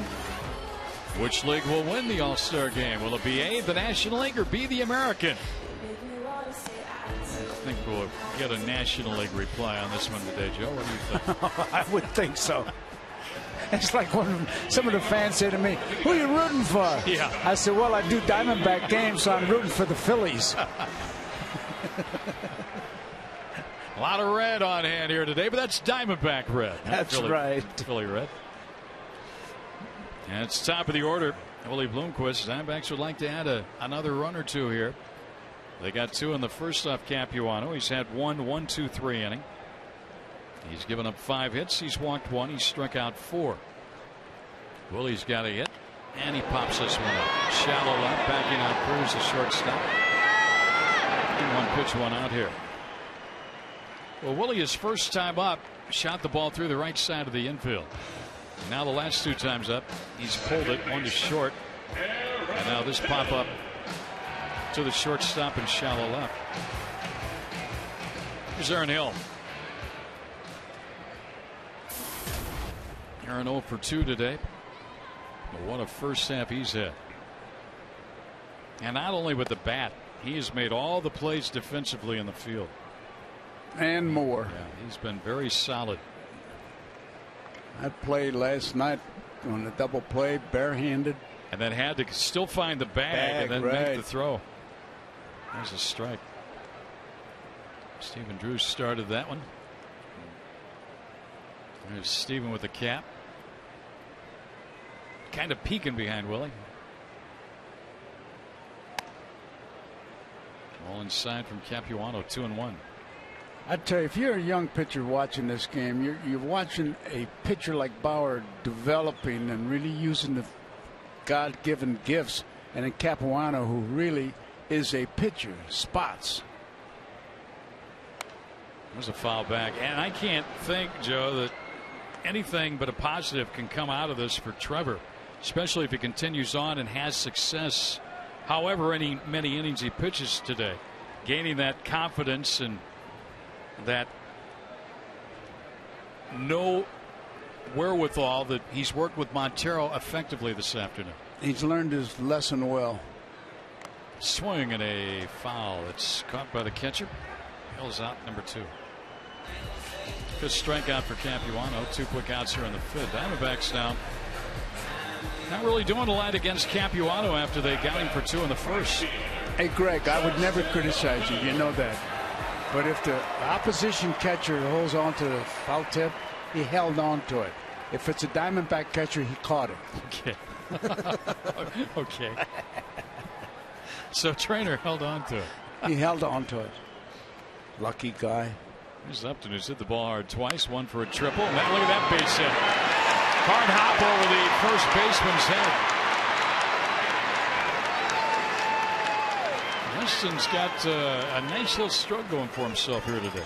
He's swinging the bat. He's not. I told him at the batting cage, I said, you're really swinging it now. He swung a little bit late on that, but got it in the right spot because they were playing him to pull a little bit. When you sweep the bat, I kind of laughed when I said, when you sweep, what do you use it for? A broom, right? You use sweep the broom. But he is swinging the bat. He's going to be a great hitter. That gives Kubel an opportunity here. Strike 1.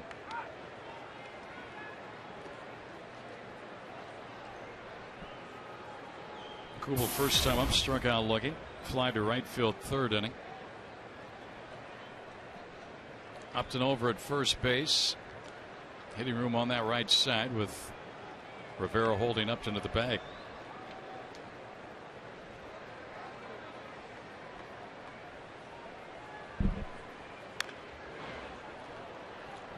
The next bobblehead giveaway just a few weeks away, so make sure you're here Saturday, July 28th, with the D-backs take on the Mets. 20,000 fans get the Justin Upton broken bat home run bobblehead, courtesy of Pepsi.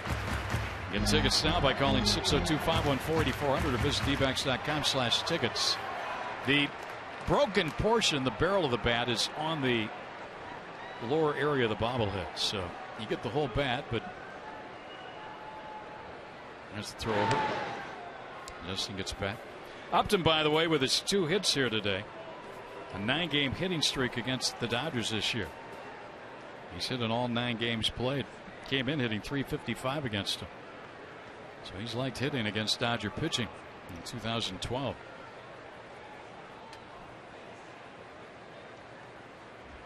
Kubel lays off. Didn't cost him a ball, 2 strikes.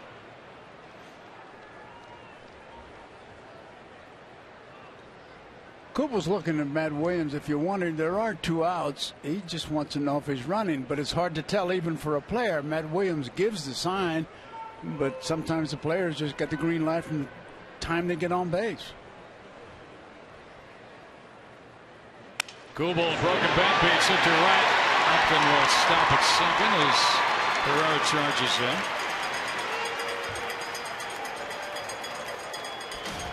So a 2-out scoring chance here on that base hit by Kubel. I tell you, that fella's a hitting machine, boy. You know, from afar, you knew the guy was a pretty good player. I mean, you saw the numbers he put up in Minnesota. But you watch him play on an everyday basis now, both in the field and at the plate.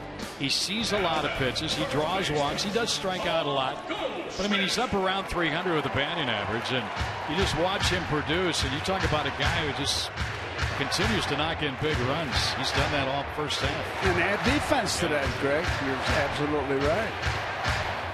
He DH'd a lot with Minnesota. Big conference on the mound here. And they got a lot to talk about with Goldschmidt at the plate.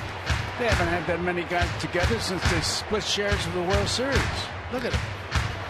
Everybody's there except the 3 outfielders. They probably want to come in. I tell you what, Jordan Baker is a young-looking kid, isn't he, for an umpire? Yeah. All right, here is Goldschmidt. He has doubled, drove in a run, and he has walked in the game.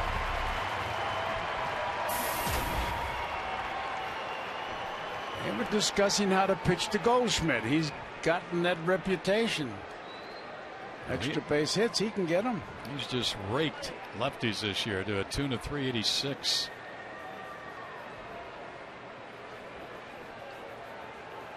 Ooh, boy, he had a pitch to hit. He took a hack at it, but he fouled it back, strike one.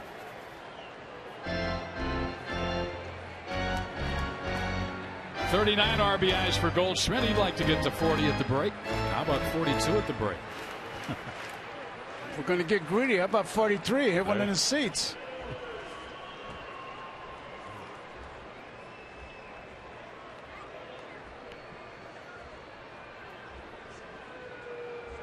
There's a drive. Way back. Deep left center field. Goodbye. Home run Goldschmidt. 5-0 Diamondbacks. What'd you say, Joe?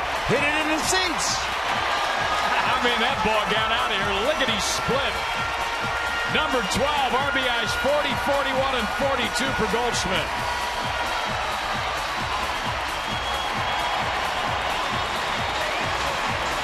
A Fulton home run. Another $150 going to Central Arizona Mountain Rescue Association. The first hit, kid.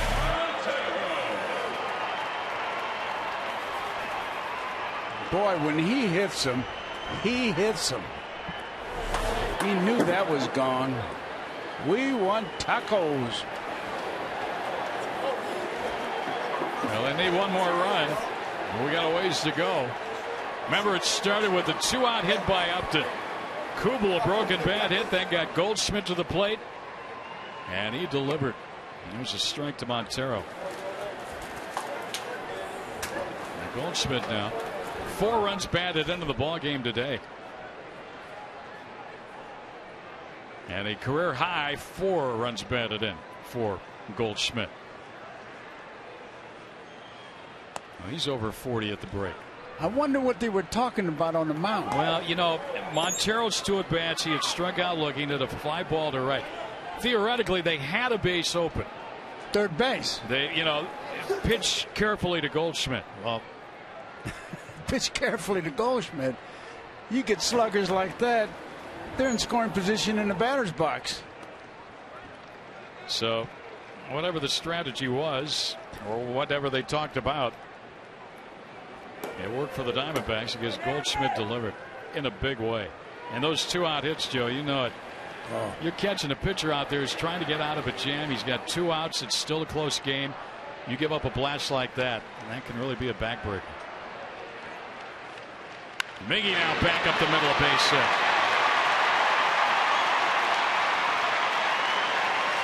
That's 4 hits in the inning, and all 4 with 2 out.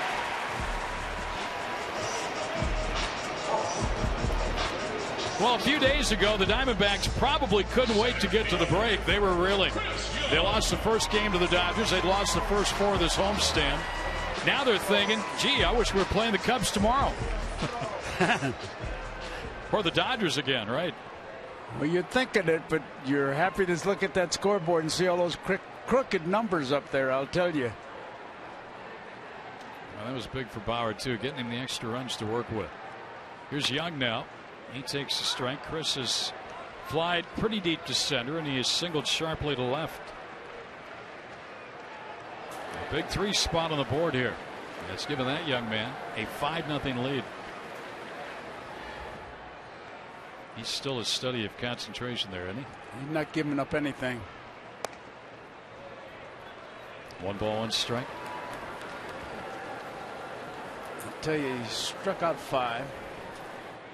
I got he's walked one. That's big for him today. And there's 81 pitches thrown by Capuano. He's working. Young in the center.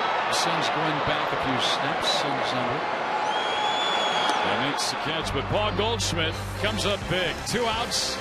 A 3-run homer. A career high 4 runs batted in the ball game. 11-6. Diamondbacks now 5-0 over the Dodgers.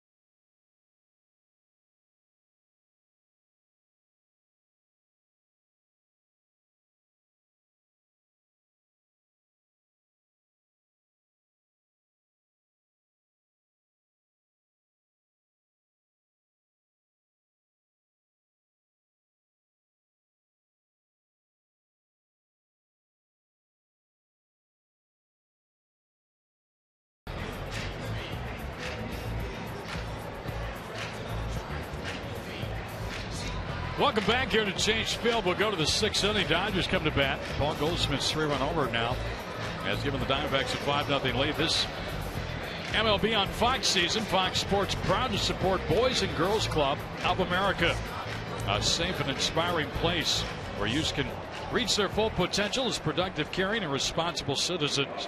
To learn more, please visit greatfutures.org/Fox Sports. Gwynn's going to lead it off, and he had an 11-pitch at bat the last time up. And compare that to Bauer, who made just 12 pitches in the entire 4th inning. So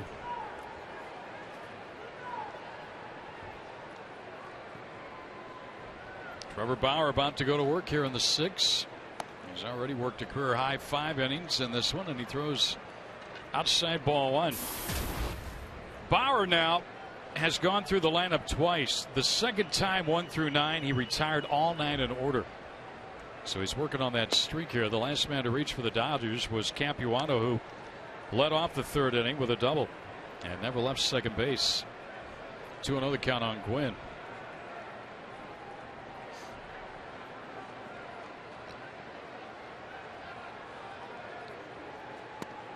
That's a strike. 2-1. One thing today, too, Joe, when he has fallen behind hitters, he's been able to come back and get a strike, get back into the count. And that was not his big fastball. No. And that's good for him, because they talk about it on the bench, I'll tell you that. Bauer looking for his first big league victory here, trying to get it at home at Chase Field to wrap up the first half of the baseball season. Ground ball, right side. Nice play, Goldschmidt. Throws perfectly to Bauer. Covered. A little bit behind him, but he did a nice job of reaching back. And that's now 10 in a row set down by the youngster. Play Kachenko by signing up at one of the 16 interactive kiosks right here at Chase Field during any Arizona Diamondbacks regular season home game. Now your bullpen is active. Javi Guerra, fresh off the DL, has pitched once against the Diamondbacks since coming off. Well, there's Goldschmidt again, making all the plays down at first base. Strike 1 here to Mark Ellis. With Hall of Famer Joe Garagiola, I'm Greg Schulte here at Chase Field. Diamondbacks with a win here today would pull to within a game of 500. Here's a foul by Ellis, strike 2. That always feels good, especially if he bought a ticket to the dance. Right off his ankle. Whoa.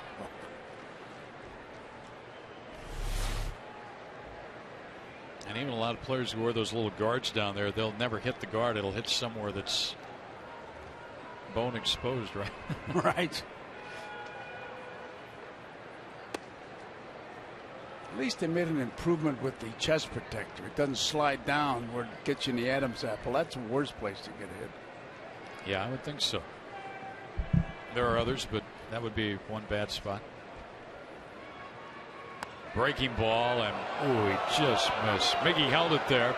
Wanted the call from Jordan Baker, but didn't get it. Well, it ended up a strike in Miggy's glove, but it went high, went over the strike zone. We say it all the time. We think the umpire got fooled. Do they get fooled, Joe? No. Unless it's a spitball. And guys do throw it, or a scratched ball, or a scuffed ball, or something like that. But now they throw baseballs out without even hitting the ground. 2-2 the count here.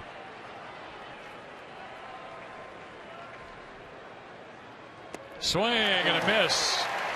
He's pitching very well here this afternoon in his third big league start. Trevor Bauer, he records strikeout number 6, and he's now retired 11 in a row.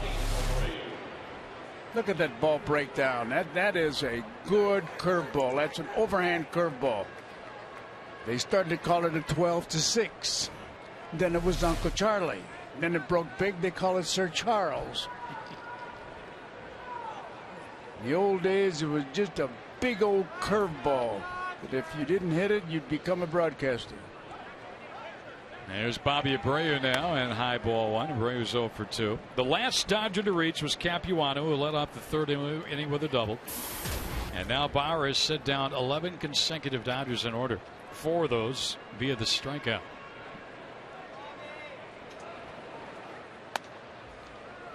Falls behind Abreu 2-0.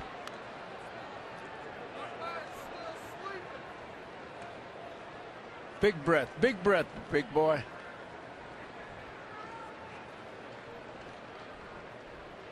He's cool. He is in control of himself, and that's important. That's a ground ball down to first. He'll end this inning with less than 100 pitches through 6 as he retires a side one more time in order. We'll go to the bottom of the 6th, 5-0 D-backs.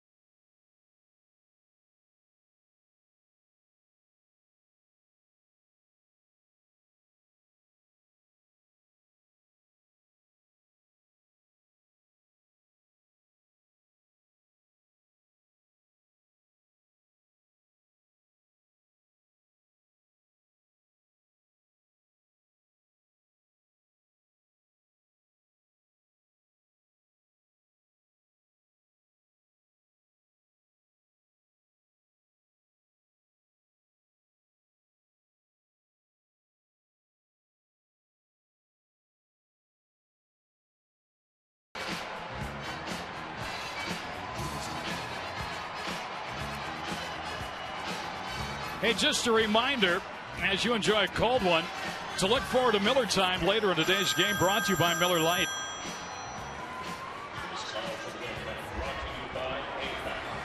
Diamondback pitching coach Charles Nagy with Trevor Bauer, and a nice smile on the face of Trevor Bauer. His afternoon is going to come to an end here, as this spot is due to bat second in the inning, and Jeff Blum is out there. So Bauer in line to get his first big league victory, Joe, and he pitched a heck of a game. He retired the last dozen Dodgers to go to the plate.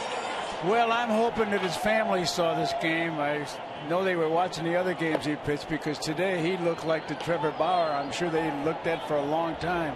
He looked like a real pitcher out there. And there's his buddy in the bullpen, Patrick Corbin. They were teammates at Mobile, Reno, and now Phoenix with the Diamondbacks. He's loosening up. So Trevor will watch this one the rest of the way. Roberts is swing and a miss against the new Dodger pitcher, Javi Guerra. This guy closed games for the Dodgers last year. Hard thrower. Here's a foul by Roberts out of play. Ryan has a single, and he is struck out of the ball game. A 2-run first inning by the D-backs and a 3-run fifth inning. Remember the game Friday? They had a big inning. The 6, they scored 5. They had 3 in the 5th last night, 3 in the 5th here today. Those crooked numbers can really be devastating to a club. Oh, when you give them up. It's nice when you get them. It's like Christmas in July. That's what we were talking about. The hits. The interesting thing about that ball game on Friday night, they got 5 runs with 4 hits in the 6th inning. They only got 6 hits the whole ball game. Foul down the line there by Ryan. Boy, I tell you, when you keep score, you see how good a game it was, because 1 walk, and I got 6 strikeouts. 6 strikeouts, correct. He gave up 2 hits, leadoff doubles to Rivera in the 2nd, talking about Bauer, and a leadoff double by Capuano in the 3rd. The walk was to Cruz on a 3-2 pitch with 2 outs in the 2nd inning. And that was the only inning where the Dodgers got 2 base runners against Bauer. He's right next to last night's winner, Trevor Cahill. Swing and a miss. Roberts down on strikes, 1 out. Bauer ended up throwing 96 pitches in the ball game. And if you want to look at it inning by inning, 24 in the 2nd. In that 3rd inning, he threw 18 pitches, but 11 of those were to 1 hitter, Tony Gwynn. He followed up, Joe. Very nice numbers, 12, 16, and 13 over the 4th, 5th, and 6th. That's major league pitching. Major league pitching. I know you'd be pumped up for this ball game. Oh, Bauer pitching, your first chance here watching the game and getting the monitors to look at also. Right on top of everything. And he didn't disappoint you, did he?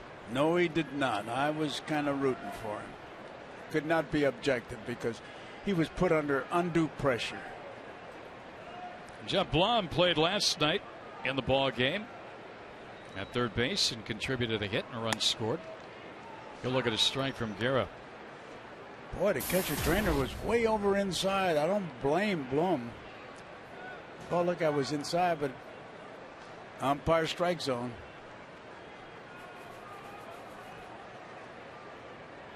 Blum switch hitter.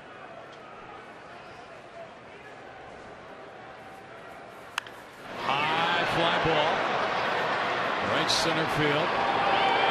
One bounce off Herrera, makes the catch, and that's out number 2. So 2 up, 2 down here for Guerra.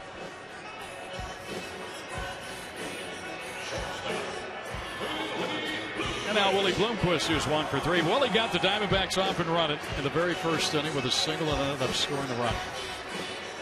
1 for 3. Willie's been a very valuable player to the Diamondbacks. Shortstop, 3rd base, wherever they want to play him, just stick him in the lineup. Well, coming into this at bat, he's had 260 at bats, scored 40 runs.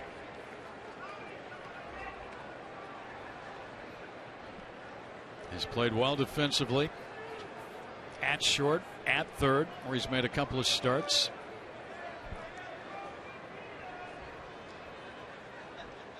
He's also a pretty good outfielder. He hits one sharply to the right side, and this field zone throws him out. And the Diamondbacks, for the second time in this ballgame, are down 1-2-3. We'll head to the seventh. New pitcher coming in for the D-backs. Bauer's day is done. 5-0 D-backs.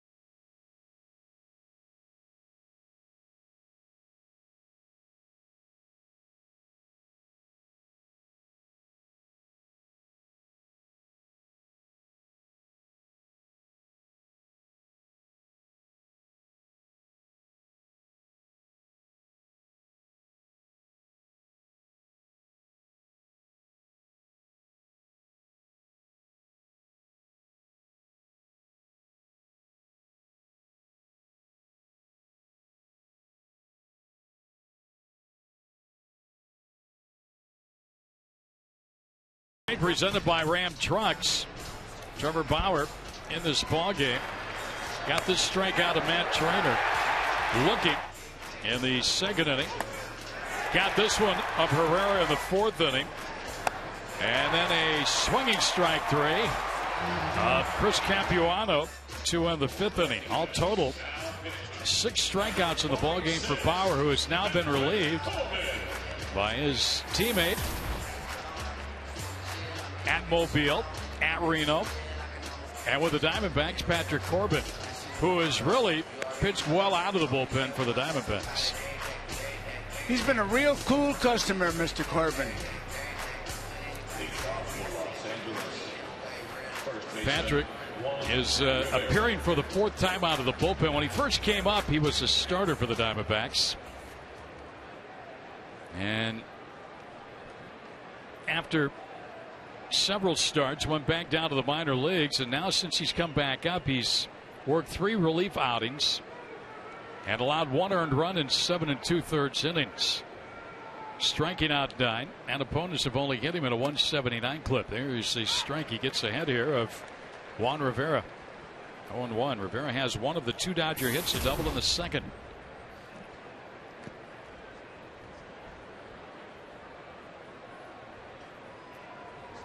In on Rivera, who got out of the way at 92 miles per hour. That's one you probably don't want to get hit by. No, and that's a pitch inside. Moved him around. They talk about moving his feet. You move your whole body when it's coming at you. That pitch is for effect. The 1-1 pitch. Ground ball back to the mound. Corbin, a very good outlet. Makes the play. Throws him out, 1 down. That ball, often times like that, Joe, a pitcher, when he gets set up, that ball coming off that back can fool a pitcher sometimes. Sometimes they'll swipe at it and even miss it, but he just stayed right with that one and handled it well. That was a good play, because when you make that delivery, you're 60 feet 6 inches to start on the mound, but by the time you finish, you're knocking off 4 or 5 feet, so you're a little closer. Sometimes you can't judge that speed coming back at you. No. When that ball comes back at you like that, you're hoping your insurance policy's paid up. Here's Jerry Hairston, who's 0 for 2. And a strike. Well, Corbin comes out here firing the strike. How far back can you go with relief pitchers, Greg? I remember Elroy Face, the former Pirate. Oh, yeah. Didn't he win like 18 games one year? He used to throw that fork ball. Fork ball, yeah. He had that great line. difference between forkball and a splitter. When I asked him that, he said the difference is money. He wasn't very big either, was he? No,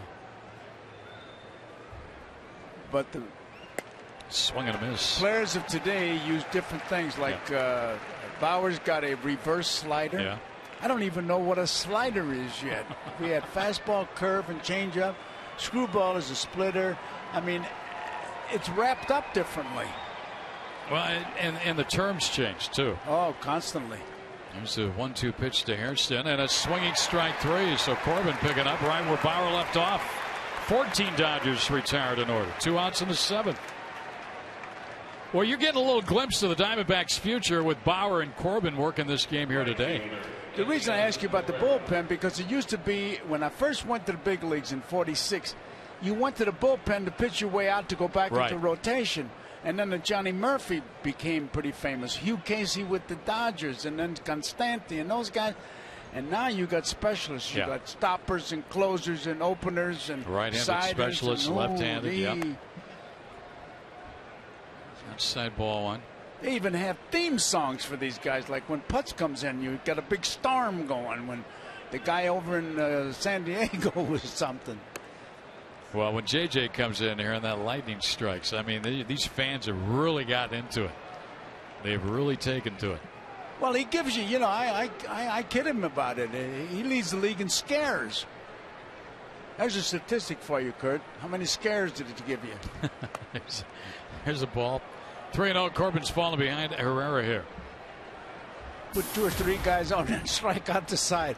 Thanks, JJ. Thanks.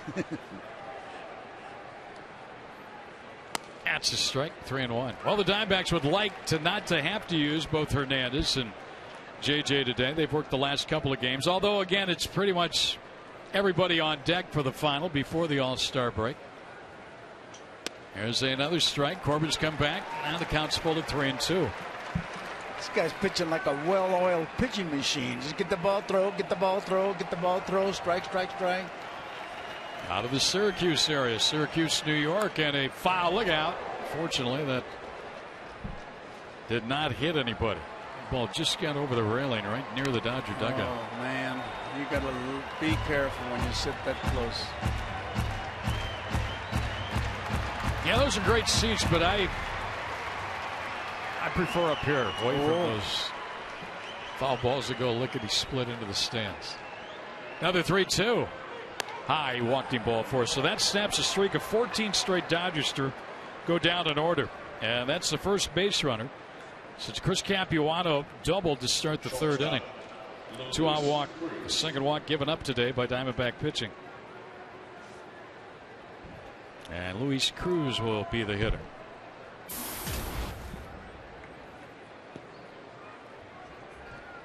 Dodgers just recently, right as this series started with the Diamondbacks, had placed D. Gordon on the DL.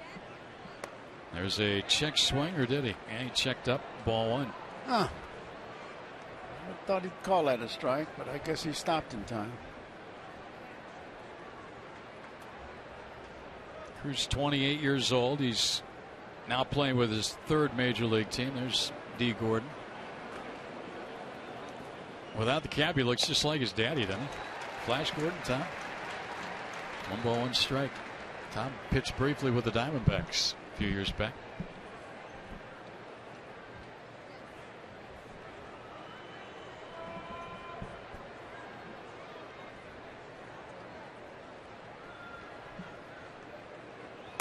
Outside on the corner. 1-2 from Corbin. Our Nissan text poll question.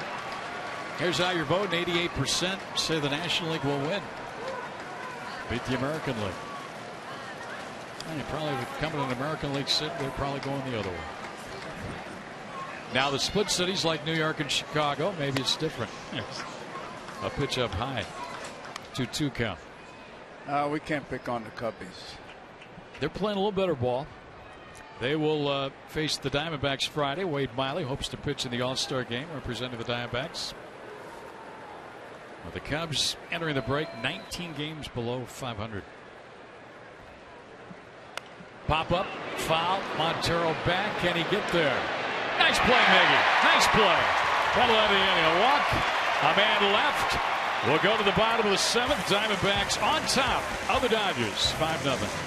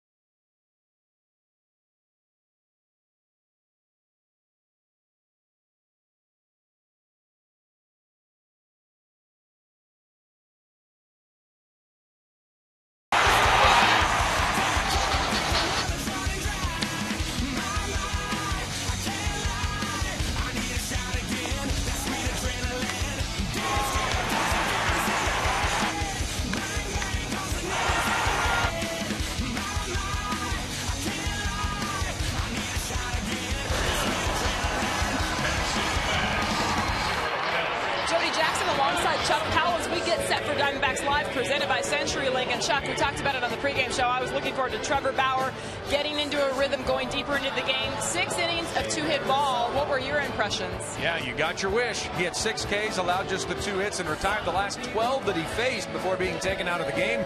Corbin comes in. He shuts down the Dodgers for an inning. If this is the glimpse of the future looks pretty bright. Very impressive. We'll look forward to talking to you, Greg and Joe, after the game. See you then.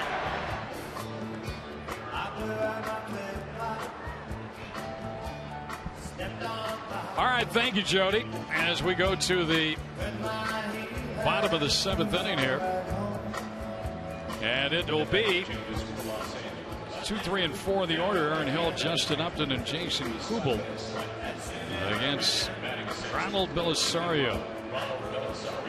Well, this guy, Joe, Belisario, has really pitched well. Oh, hasn't he, though? Eric gave the Dodgers a 1-2-3-6 inning in relief. Capuano started. The bespectacled Ronald Belisario, that ERA, has not allowed a run in his last 8 appearances, and that's hit foul by Hill, strike 1. You know the worst feeling in baseball as a batter? What? Is to have a pitcher go out there with glasses on, throw one high and inside, and then take his glasses off and wipe them. Yeah, that would not be good. Oh. That would not be good. Oh, that is terrible.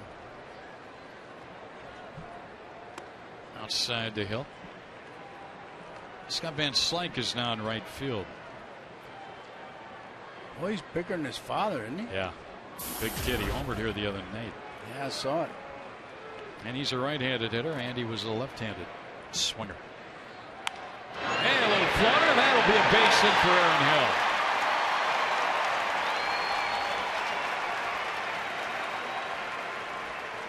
That's the first base runner allowed by Belisario in his last 5 games. That's how good he's been pitching.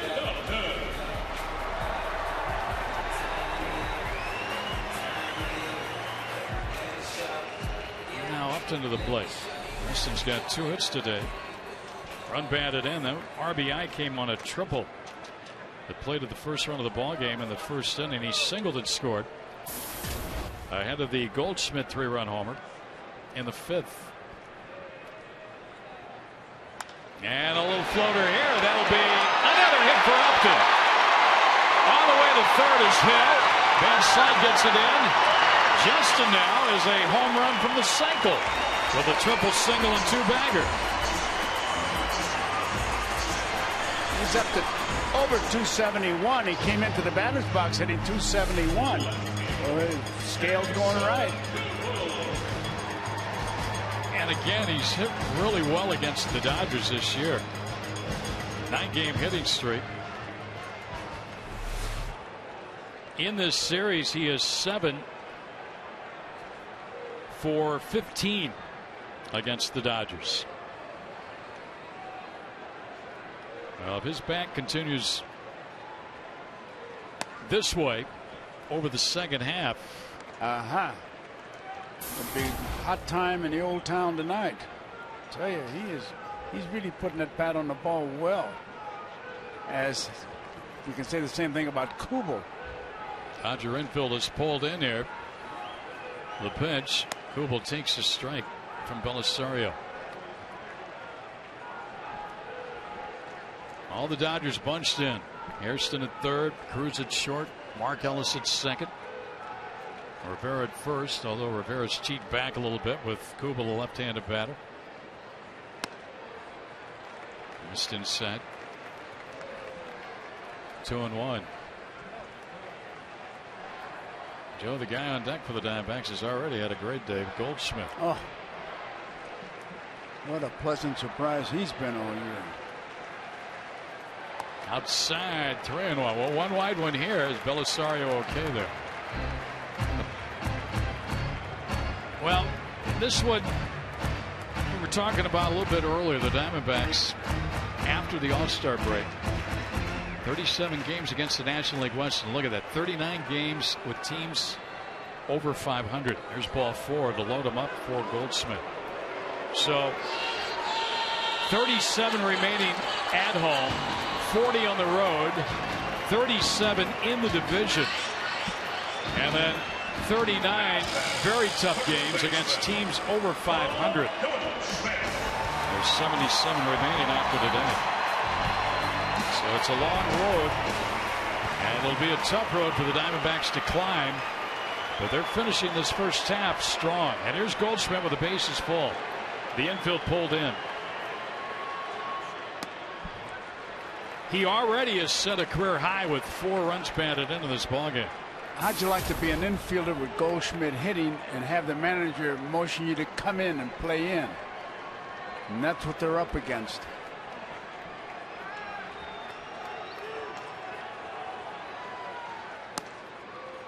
Ooh, generous strike there. 1-1. Goldschmidt doubled homer run in the first inning, walked in the 4th, and hit a 3-run homer in the 5th inning. And a chopper up the third base line, hit a double foul.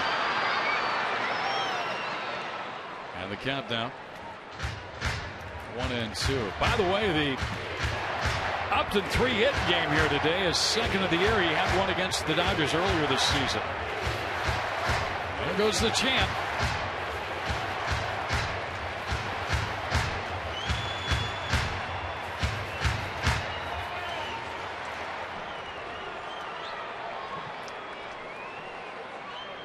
Goldschmidt will have to battle Belisario here. He's down to the count. Swing and a miss. Strike him out. That ball was really alive.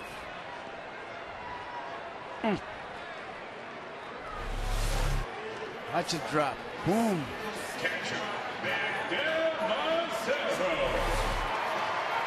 Montero to the plate now. Miggy's got a hit today. He's 1 for 3. Now the Dodger middle infielders will drop back double play depth with 1 out. They keep the first baseman and third baseman about even with the bag, but Cruz and Ellis drop back at short and second. Ball 1 inside on Montero. Belisario wants a new baseball. 11 Diamondback hits here today, Joe. That's good to see. That is good to see. That's something I'll never understand. A pitcher strikes out the hitter Goldschmidt and then makes a pitch inside. Now he wants a new ball. It only means one thing: a lot of pollution between home plate and the pitcher's mound. Montero to the gap. That's a base hit. Wade cuts it off. Diamondbacks are going to get a pair. Montero stays at first, 2-run single, and the lead goes to 7-0. Boy, just a nice, easy swing there by Miggy, taking that ball the other way. I tell you, he's been doing that a lot. And any base hit that a catcher gets to knock in runs like that is really a bonus. He just used the whole, the entire field.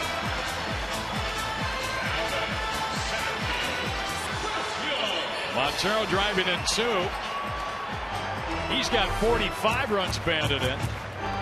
And it's taco time. Diamondbacks have scored 7. So they can thank that young man. Miguel Montero going to celebrate a birthday tomorrow, number 29. And he's got a 2-hit game here today. They ought to send him a bunch of tacos for his birthday. Somebody may just do that. There's Chris Young. First and third. And that chopper foul. Fielding play there by the All-Star, Wade Miley. Just what he always wanted, a baseball. What? Hello, Wade. Boy, is he in for a fun time, huh, in Kansas City? Well deserving. Miley, 9-game winner at the break. I love the way he pitches. He pitches in a hurry. Pitches like he's double parked. Miguel Montero actually had to go out to him 2 starts ago and tell him to shake off a sign just to give the other team something to think about, because he refuses to do it. He just grabs the ball and throw it. There's a ground ball fouled in by Chris Young. That's the way you played ball. Good old country hardball. We were talking to Miley walking in last week in Milwaukee. We got off the bus and he said, I'm scared to shake him off. He said, he's calling the pitches. He knows what to do. And he said, I'm just going to throw what he puts down. Well, there are a lot of smiles in that dugout right now. Diamondbacks a few days ago weren't doing that. Swing and a miss. And Young down on strikes for out number 2. Joe, you stop and you go back after the first game of this series. The Diamondbacks were beaten 4-1 by the Dodgers. They lost 6 straight. They trailed 2-0 going into the 6th inning.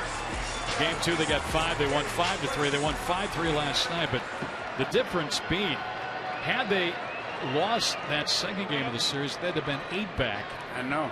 And the losing streak would have hit 7. And, you just, now all of a sudden, with a win here today, and they're up 7-0, they could pull to within 4 at the break. You got to look at the 500 mark because you got that much time. And it's the cliche, but it's true. One day at a time. And they're trying to get to within a game of 500. They've been 2 over. But they're trying to get back to the 500 mark, which they could do starting the second half. They won't get there today, but yeah, but they're going right. They're going the right direction. Right direction, and they're going to be with their families for a couple days. They'll have a few days to spend at home before taking off. Just missed 1 and 2 now to Ryan Roberts, who's got a hit today, 1 for 3.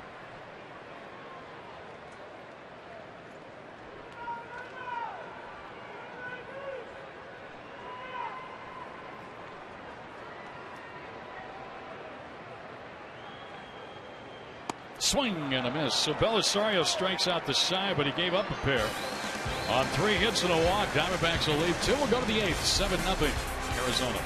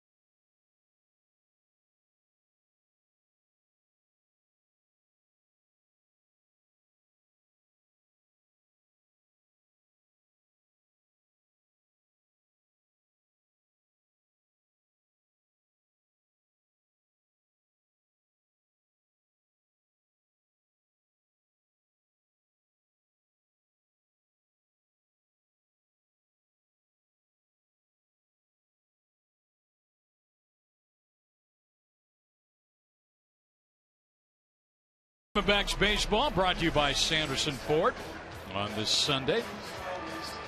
He put his glove in a bag there. Taking good care of it. That's what you have to do. You got a new glove, take care of it. He's got a Rawlings glove there, it looked like. Don't really need the rally cap right now, but the point well taken.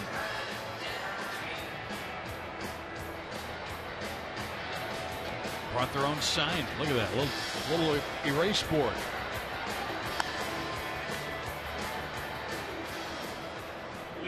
Something just tasted good. Kids having fun. And that's where you build your fan base with the youngsters. And the Diamondbacks, again, only 15 years old. This is their 15th season.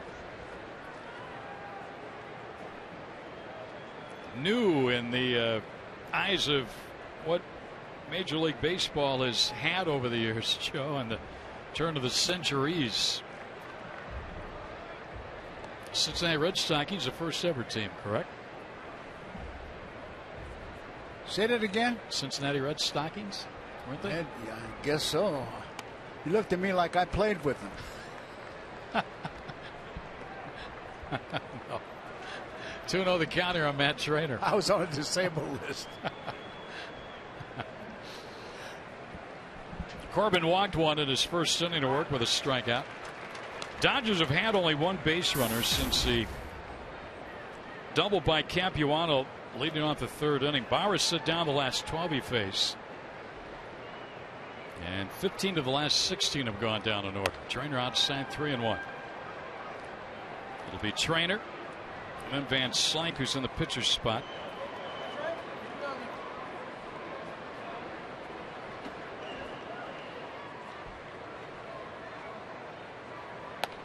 And there's a walk to start the eighth inning. Well, we gave you AT&T trivia earlier. The question: three youngest players to be selected to the All-Star game all time. I was going to guess Stock Gooden, Bob Feller, Bryce Harper, named yesterday at 19 years. All three at 19. Rapid Robert, Bob Feller. Scott Van Slyke takes a strike. Did you ever see him pitch? No, did not. He had a great curveball to go with that fastball. Great story about Luke Kaplan. He threw two fastballs and called strikes, and he walked back to the bench. He said, "You only got two strikes." He said, "You take the next one." He just dropped his bat. Corbin just misses there. Boy, he could throw.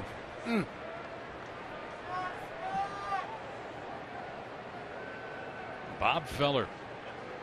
That whole pitching staff: Bob Lemon, Garcia, early win.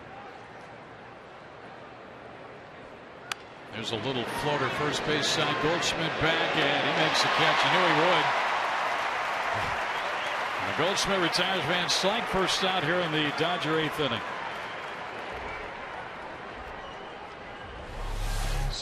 I tell you, his defense is something. Anything that stays in that air, it seems to be catchable for him. You know, again, he came up during the drive last year and was very productive. Got off to kind of a slow start here. He had to make some adjustments because the pitchers were adjusting to him. And the numbers he's put up here through the first 85 games of the season for the Diamondbacks been terrific. They are. And his defense, as you pointed out, Joe, has just gotten better and better. And he keeps working at it. I'll tell you, he's really a hard worker. Tony Gwynn over 3 in the ball game. The Dodger leadoff hitter. They're not holding Trainer at first. Corbin's pitch is a strike, 1-1.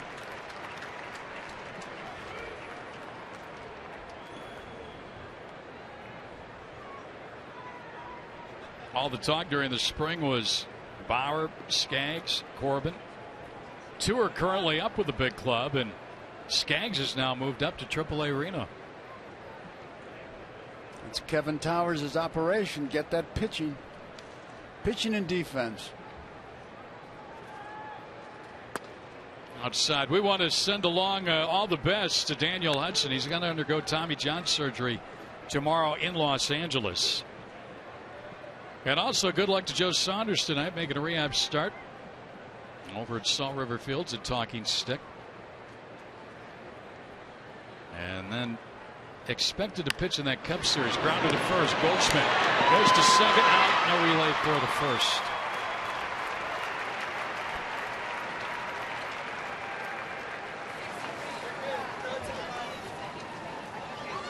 Heading the road, take Fox Sports Arizona's coverage of the Diamondbacks with you this season. Subscribe to MLB.tv today to see every Diamondbacks out of market game live online and on your favorite devices in HD quality. Visit dbacks.com to order and get more details. MLB.tv, baseball everywhere. 2 outs as Gwynn reaches on the fielder's choice. Trainer erased on the 3-6 play. And this is Mark Ellis, who hits one in the air into center for Chris Young. He settles under. This inning's over. Dodgers been shut out through 8. We'll go to the bottom of the 8th. Diamondbacks on top 7-0.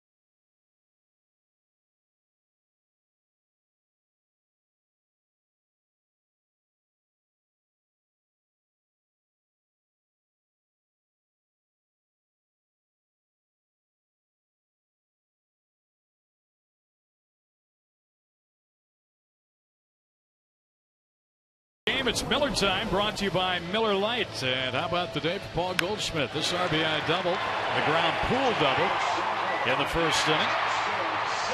Plated a run, and then this 3-run shot, kind of the clincher, and a 7-0 Diamondback lead. Goldschmidt now with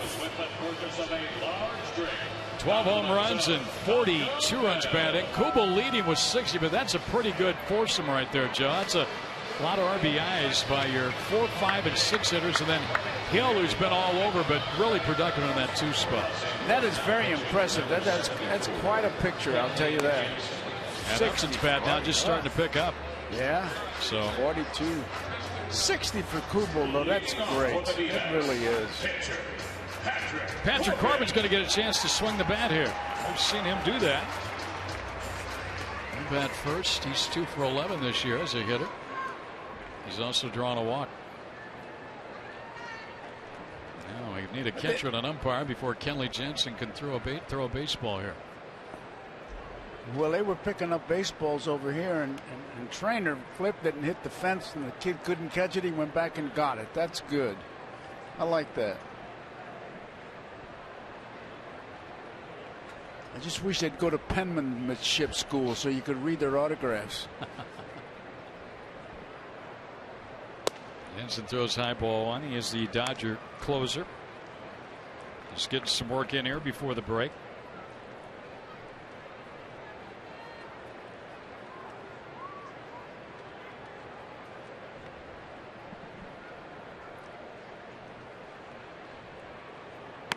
That's a strike. Big kid Jansen, a former catcher turned pitcher. That happens a lot, doesn't it? Diamondbacks had a player like that at the outset, and Felix Rodriguez. Our thrower, originally a catcher. When he became a professional athlete, that ball whistles foul back into the seats, but fortunately it hit an empty seat. And it bounced into the air, and everybody's okay, I believe. The little guy's going to get a baseball. How about that? That's what it's all about.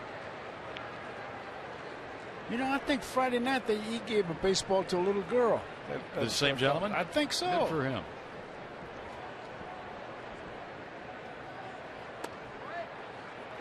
Two count on Corbin. During a spring training game, Corbin hit a ball into the left center field gap, and he tore around the bases and got a triple.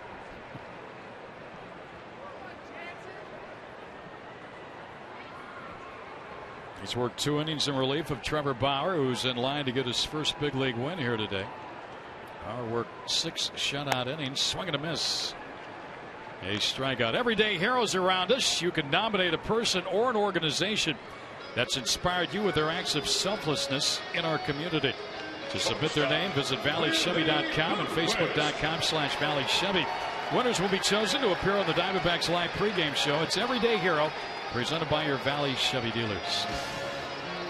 That's a good promotion. Yes, I like that one. I mean, we got a lot of good people in this whole area, not just Phoenix, the whole area. Good people. 1 out for Jansen now in the 8th, and here's Bloomquist. Well, he's 1 for 4 today. A swing and a miss, but that hit came at the right time. He led off the bottom of the first inning with a single, and the Diamondbacks went on to get 2 in the first inning, and they've never looked back in this ballgame. They've out-hit the Dodgers 12-2.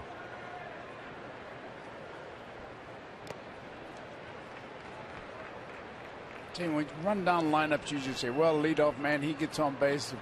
Batting second batter, he moves him over. 3, 4, and 5, drive him in. That's the way it's worked today. Yeah. The big guys hit the big ball, and the nits and nats get on. Big day for that young man. Paul Goldschmidt, 4 runs batted in, including a 3-run homer.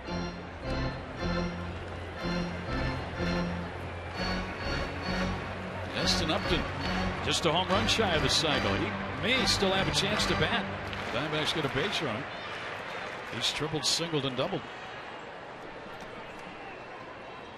And he just keeps doing it. Jason Kubel on base twice with a single and a walk. A run scored today, no run batted in, but his teammates helped him out with the RBIs today. Take a little pressure off him.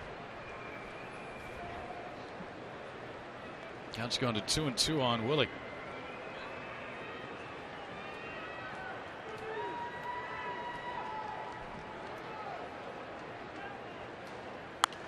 Foul out of play. You're right about Justin. 273 with the average now, Jim. That's going the right way. Like when you're trying to lose weight and the scale's going the right way, you're happy. It goes the wrong way. Oh, that scale. Get a new one. It's broken. Throw it away. Get the early truck. 273. There it is. Swing and a miss. Bloomquist down on strikes, so Jansen has struck out the first 2 he's faced in the 8th. And here's Aaron Hill. Second baseman. He foul tipped that one, but Trainer held on to it. Okay. Held on. Held on. Not caught. He held on. That's right. Diamondbacks catch him. Other guys hold on. That's an objective view.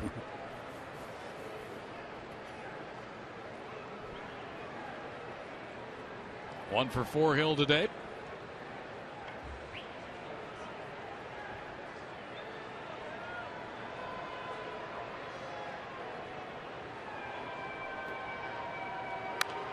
Popped up foul back and out of play. Again, the Giants lost their ball game 13-2. They were hammered at Pittsburgh. Tim Lincecum again. He gave up 6 of those runs. I believe that was his 10th loss of the season. I think Pittsburgh scored about 13 runs yesterday, didn't they? They were 11 games over 500 at the break. Woohoo! Hill a pop up, foul back our way, right below our broadcast area. So the Dodgers will have it half-game lead at the break over San Francisco. And the Diamondbacks breathing down the neck of both the Dodgers and Giants, only 4 back. A lot of baseball to be played over the second half. It should be fun.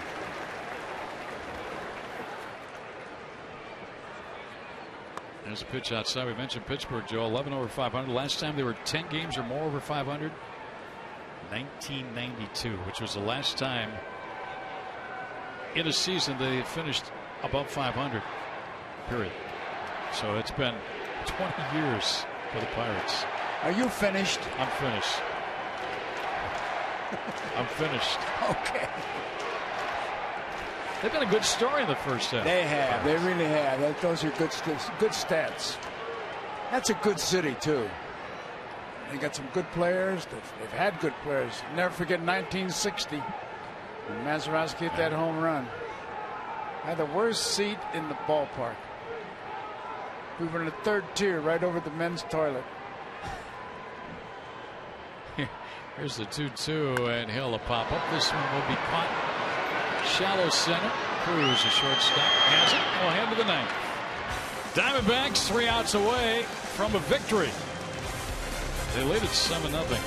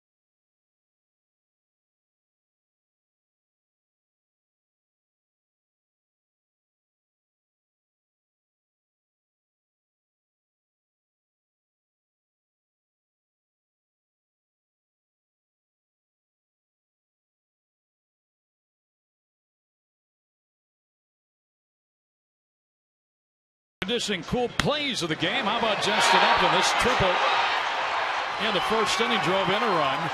He later scored on a double by Goldschmidt. This was a single that started a 3-run rally in the 5th. Goldschmidt a 3-run over there, and then this double set up a couple of runs driven in by Montero in the 7th inning. So 3 for 3 for Upton today. 3 runs scored. And Joe, that's what he has done in this series. 7 for 15. He continues to pound the Dodgers. He's hitting all 9 games played against LA this year. And he's not satisfied. He was in that batting cage early, hitting for a long time. He's a winner. There we go into the 9th. For the Dodgers, it's going to be Abreu, Rivera, and then Hairston. 2 Dodger hits, a double by Rivera, which led off the 2nd inning, and a double by the pitcher Capuano, which led off the 3rd inning. Both off Bauer. Ball went down low from Patrick Corbin, who is in his 3rd inning of work now in relief.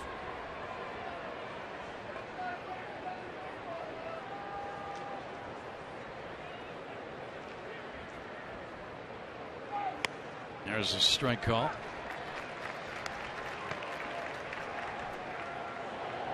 Just in case, Craig Breslow is up. The southpaw loosening in the Diamondback bullpen.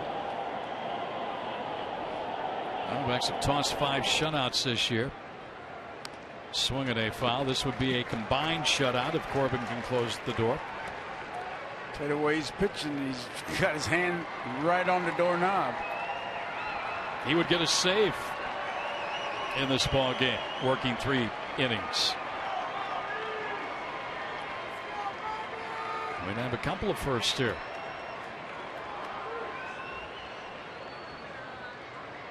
There's a shot to left, a base hit. First Dodger hit since the third, and it belongs to Abreu leading off the ninth.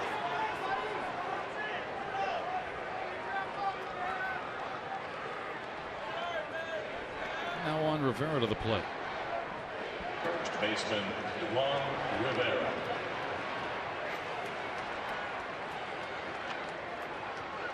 Well, earlier this season, the Diamondbacks could not beat lefties. If they hang on and win this ball game, and again it's a 7-0 score, they would be 8-2 in their last 10 starts against left-handed pitching. They beat Kershaw in this series, and that really kind of set up the Diamondbacks over the next couple of days. I mean, you beat their best. Billingsley last night, a swing and a miss by Rivera, strike two.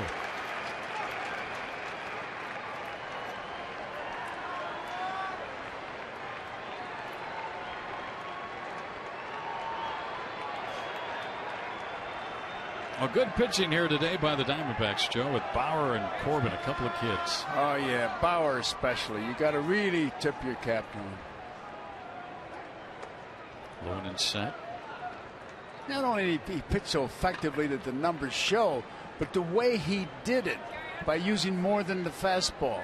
It was the curveball. It was an off-speed pitch. And he was in control of himself. He didn't look panicky at all. He just looked like a major league pitcher, which he's going to be for a long, long time, barring injury, of course. 1 ball, 2 strikes.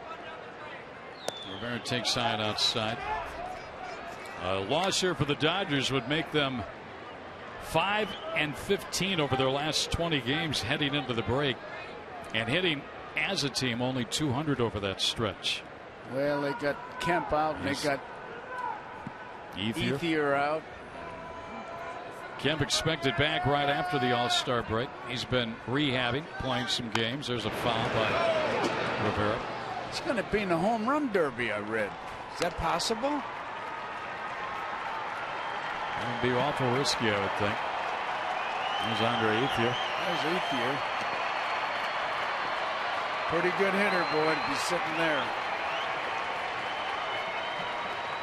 And that's 2/3 of your outfield. Very productive 2/3. 2 ball, 2 strike count. Rivera shot to center. That's a base hit. So a couple of hard hit balls in the inning for the Dodgers, and they put the first 2 on against Corbin. Breslow getting ready a little faster out there in the pen.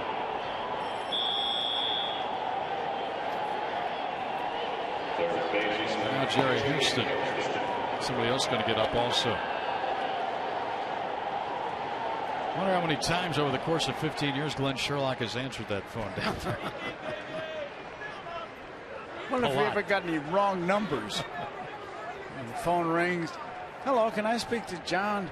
Well, they tell the old story Brian Shaw's going to get up about Mo Grabowski once. I think Wrigley Field getting on the bullpen phone and ordering takeout and China or something like that. I don't remember that one.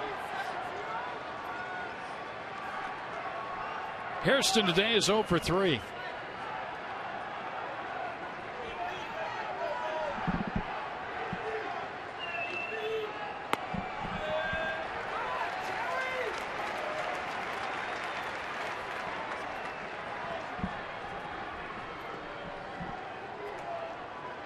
How about a double play here, Joe? We haven't seen one of those yet today. No. Let's see. Let's figure on a 6-4-3. All right. A little bleeder. Just over the head of Bloomquist, and the bases are going to be loaded. And the Dodgers not done just yet, are they? Nobody out, and they've got them full here. Bloomquist really gives it a good try. Almost had it, just tipped it a little bit. He doesn't give up on anything. And Charles Nagy out now. Looks like Juan Uribe has grabbed a bat. He's going to bat for Jansen. This is a pitcher's spot due up. So the Dodgers had been held hitless since the leadoff double by Capuano in the 3rd inning. They'd received 2 walks over that stretch up until the 9th. But in this inning, a solid single by Abreu to left. Rivera followed with a single to center. And now a blue pit to center field by Hairston. They've loaded him up. Nobody out. The Diamondbacks 7-0 lead. And Uribe at the plate.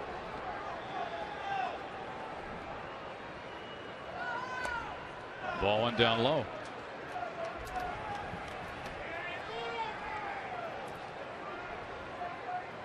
Breslow now has stopped throwing, and it's just Shaw in the bullpen.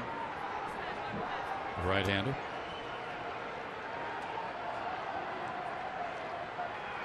A little floater foul, backing out of play by Uribe. Well, if they get a run here, they get a run, but right now Corbin and the Diamondbacks need an out. I think you'd be willing to give him a run for an out right here.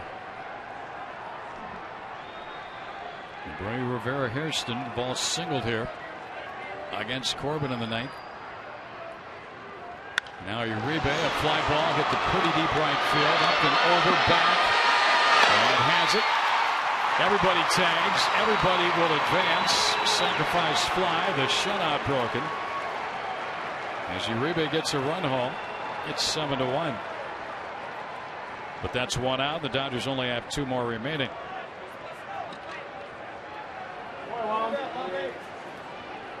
Shortstop, Luis Cruz. Even Hairston tagged up there at first base in advance. Abreu came in to score. Rivera advanced to 3rd. Hairston's at 2nd.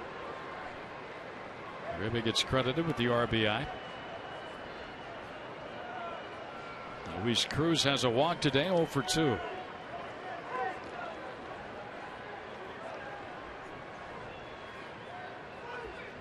And a foul out of play, strike 1. Kirk Gibson sticking with his young lefty here in relief.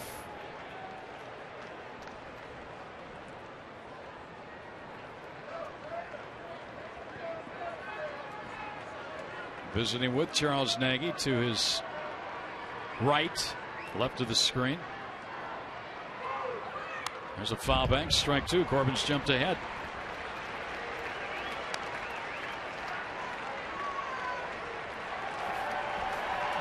And the fans get with him, Joe. They want to see this thing end.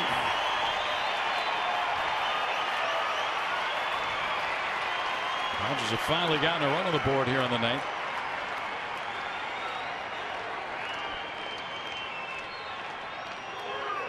Swing and a foul back by Cruz.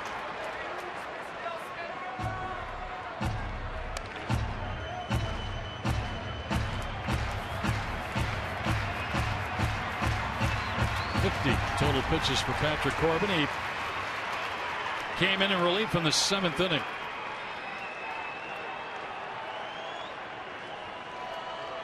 He's got 1 out.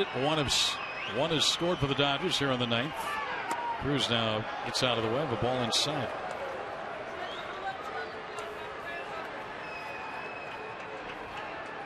Chris Capuano, the Dodgers starter, was going after his 10th win in this ball game.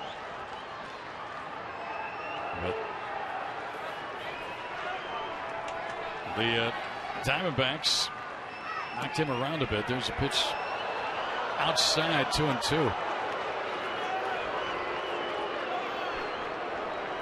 Tried to use the pitch before that to set up the pitch you just saw, the outside part, but he missed that corner. But it was a good pitch for him.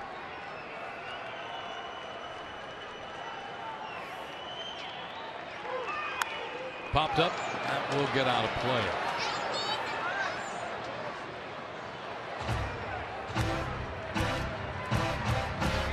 $30,523 came out to watch this one this afternoon. Diamondbacks went into this ball game over the 1.2 million mark.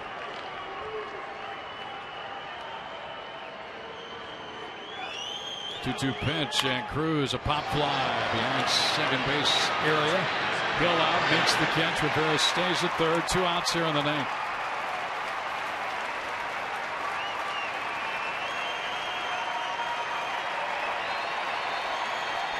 Crowd revving it up already, Joe. Yes, they are. They're standing up.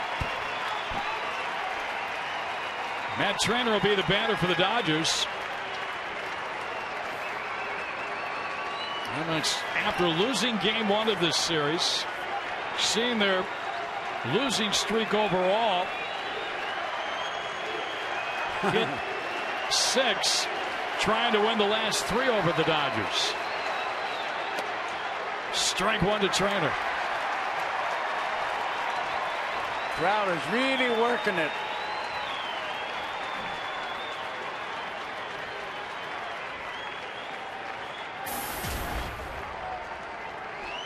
Trainer's 2 strikeouts with the walk.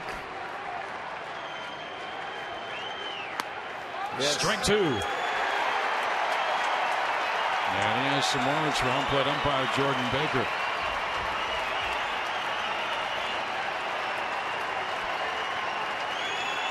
You won't be able to talk over the crowd. This is a strike.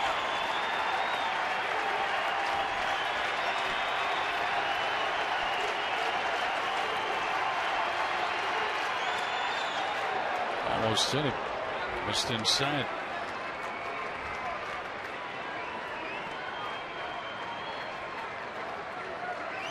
And Trevor Bauer, 1 pitch perhaps away from winning his first big league game and his 3rd big league start.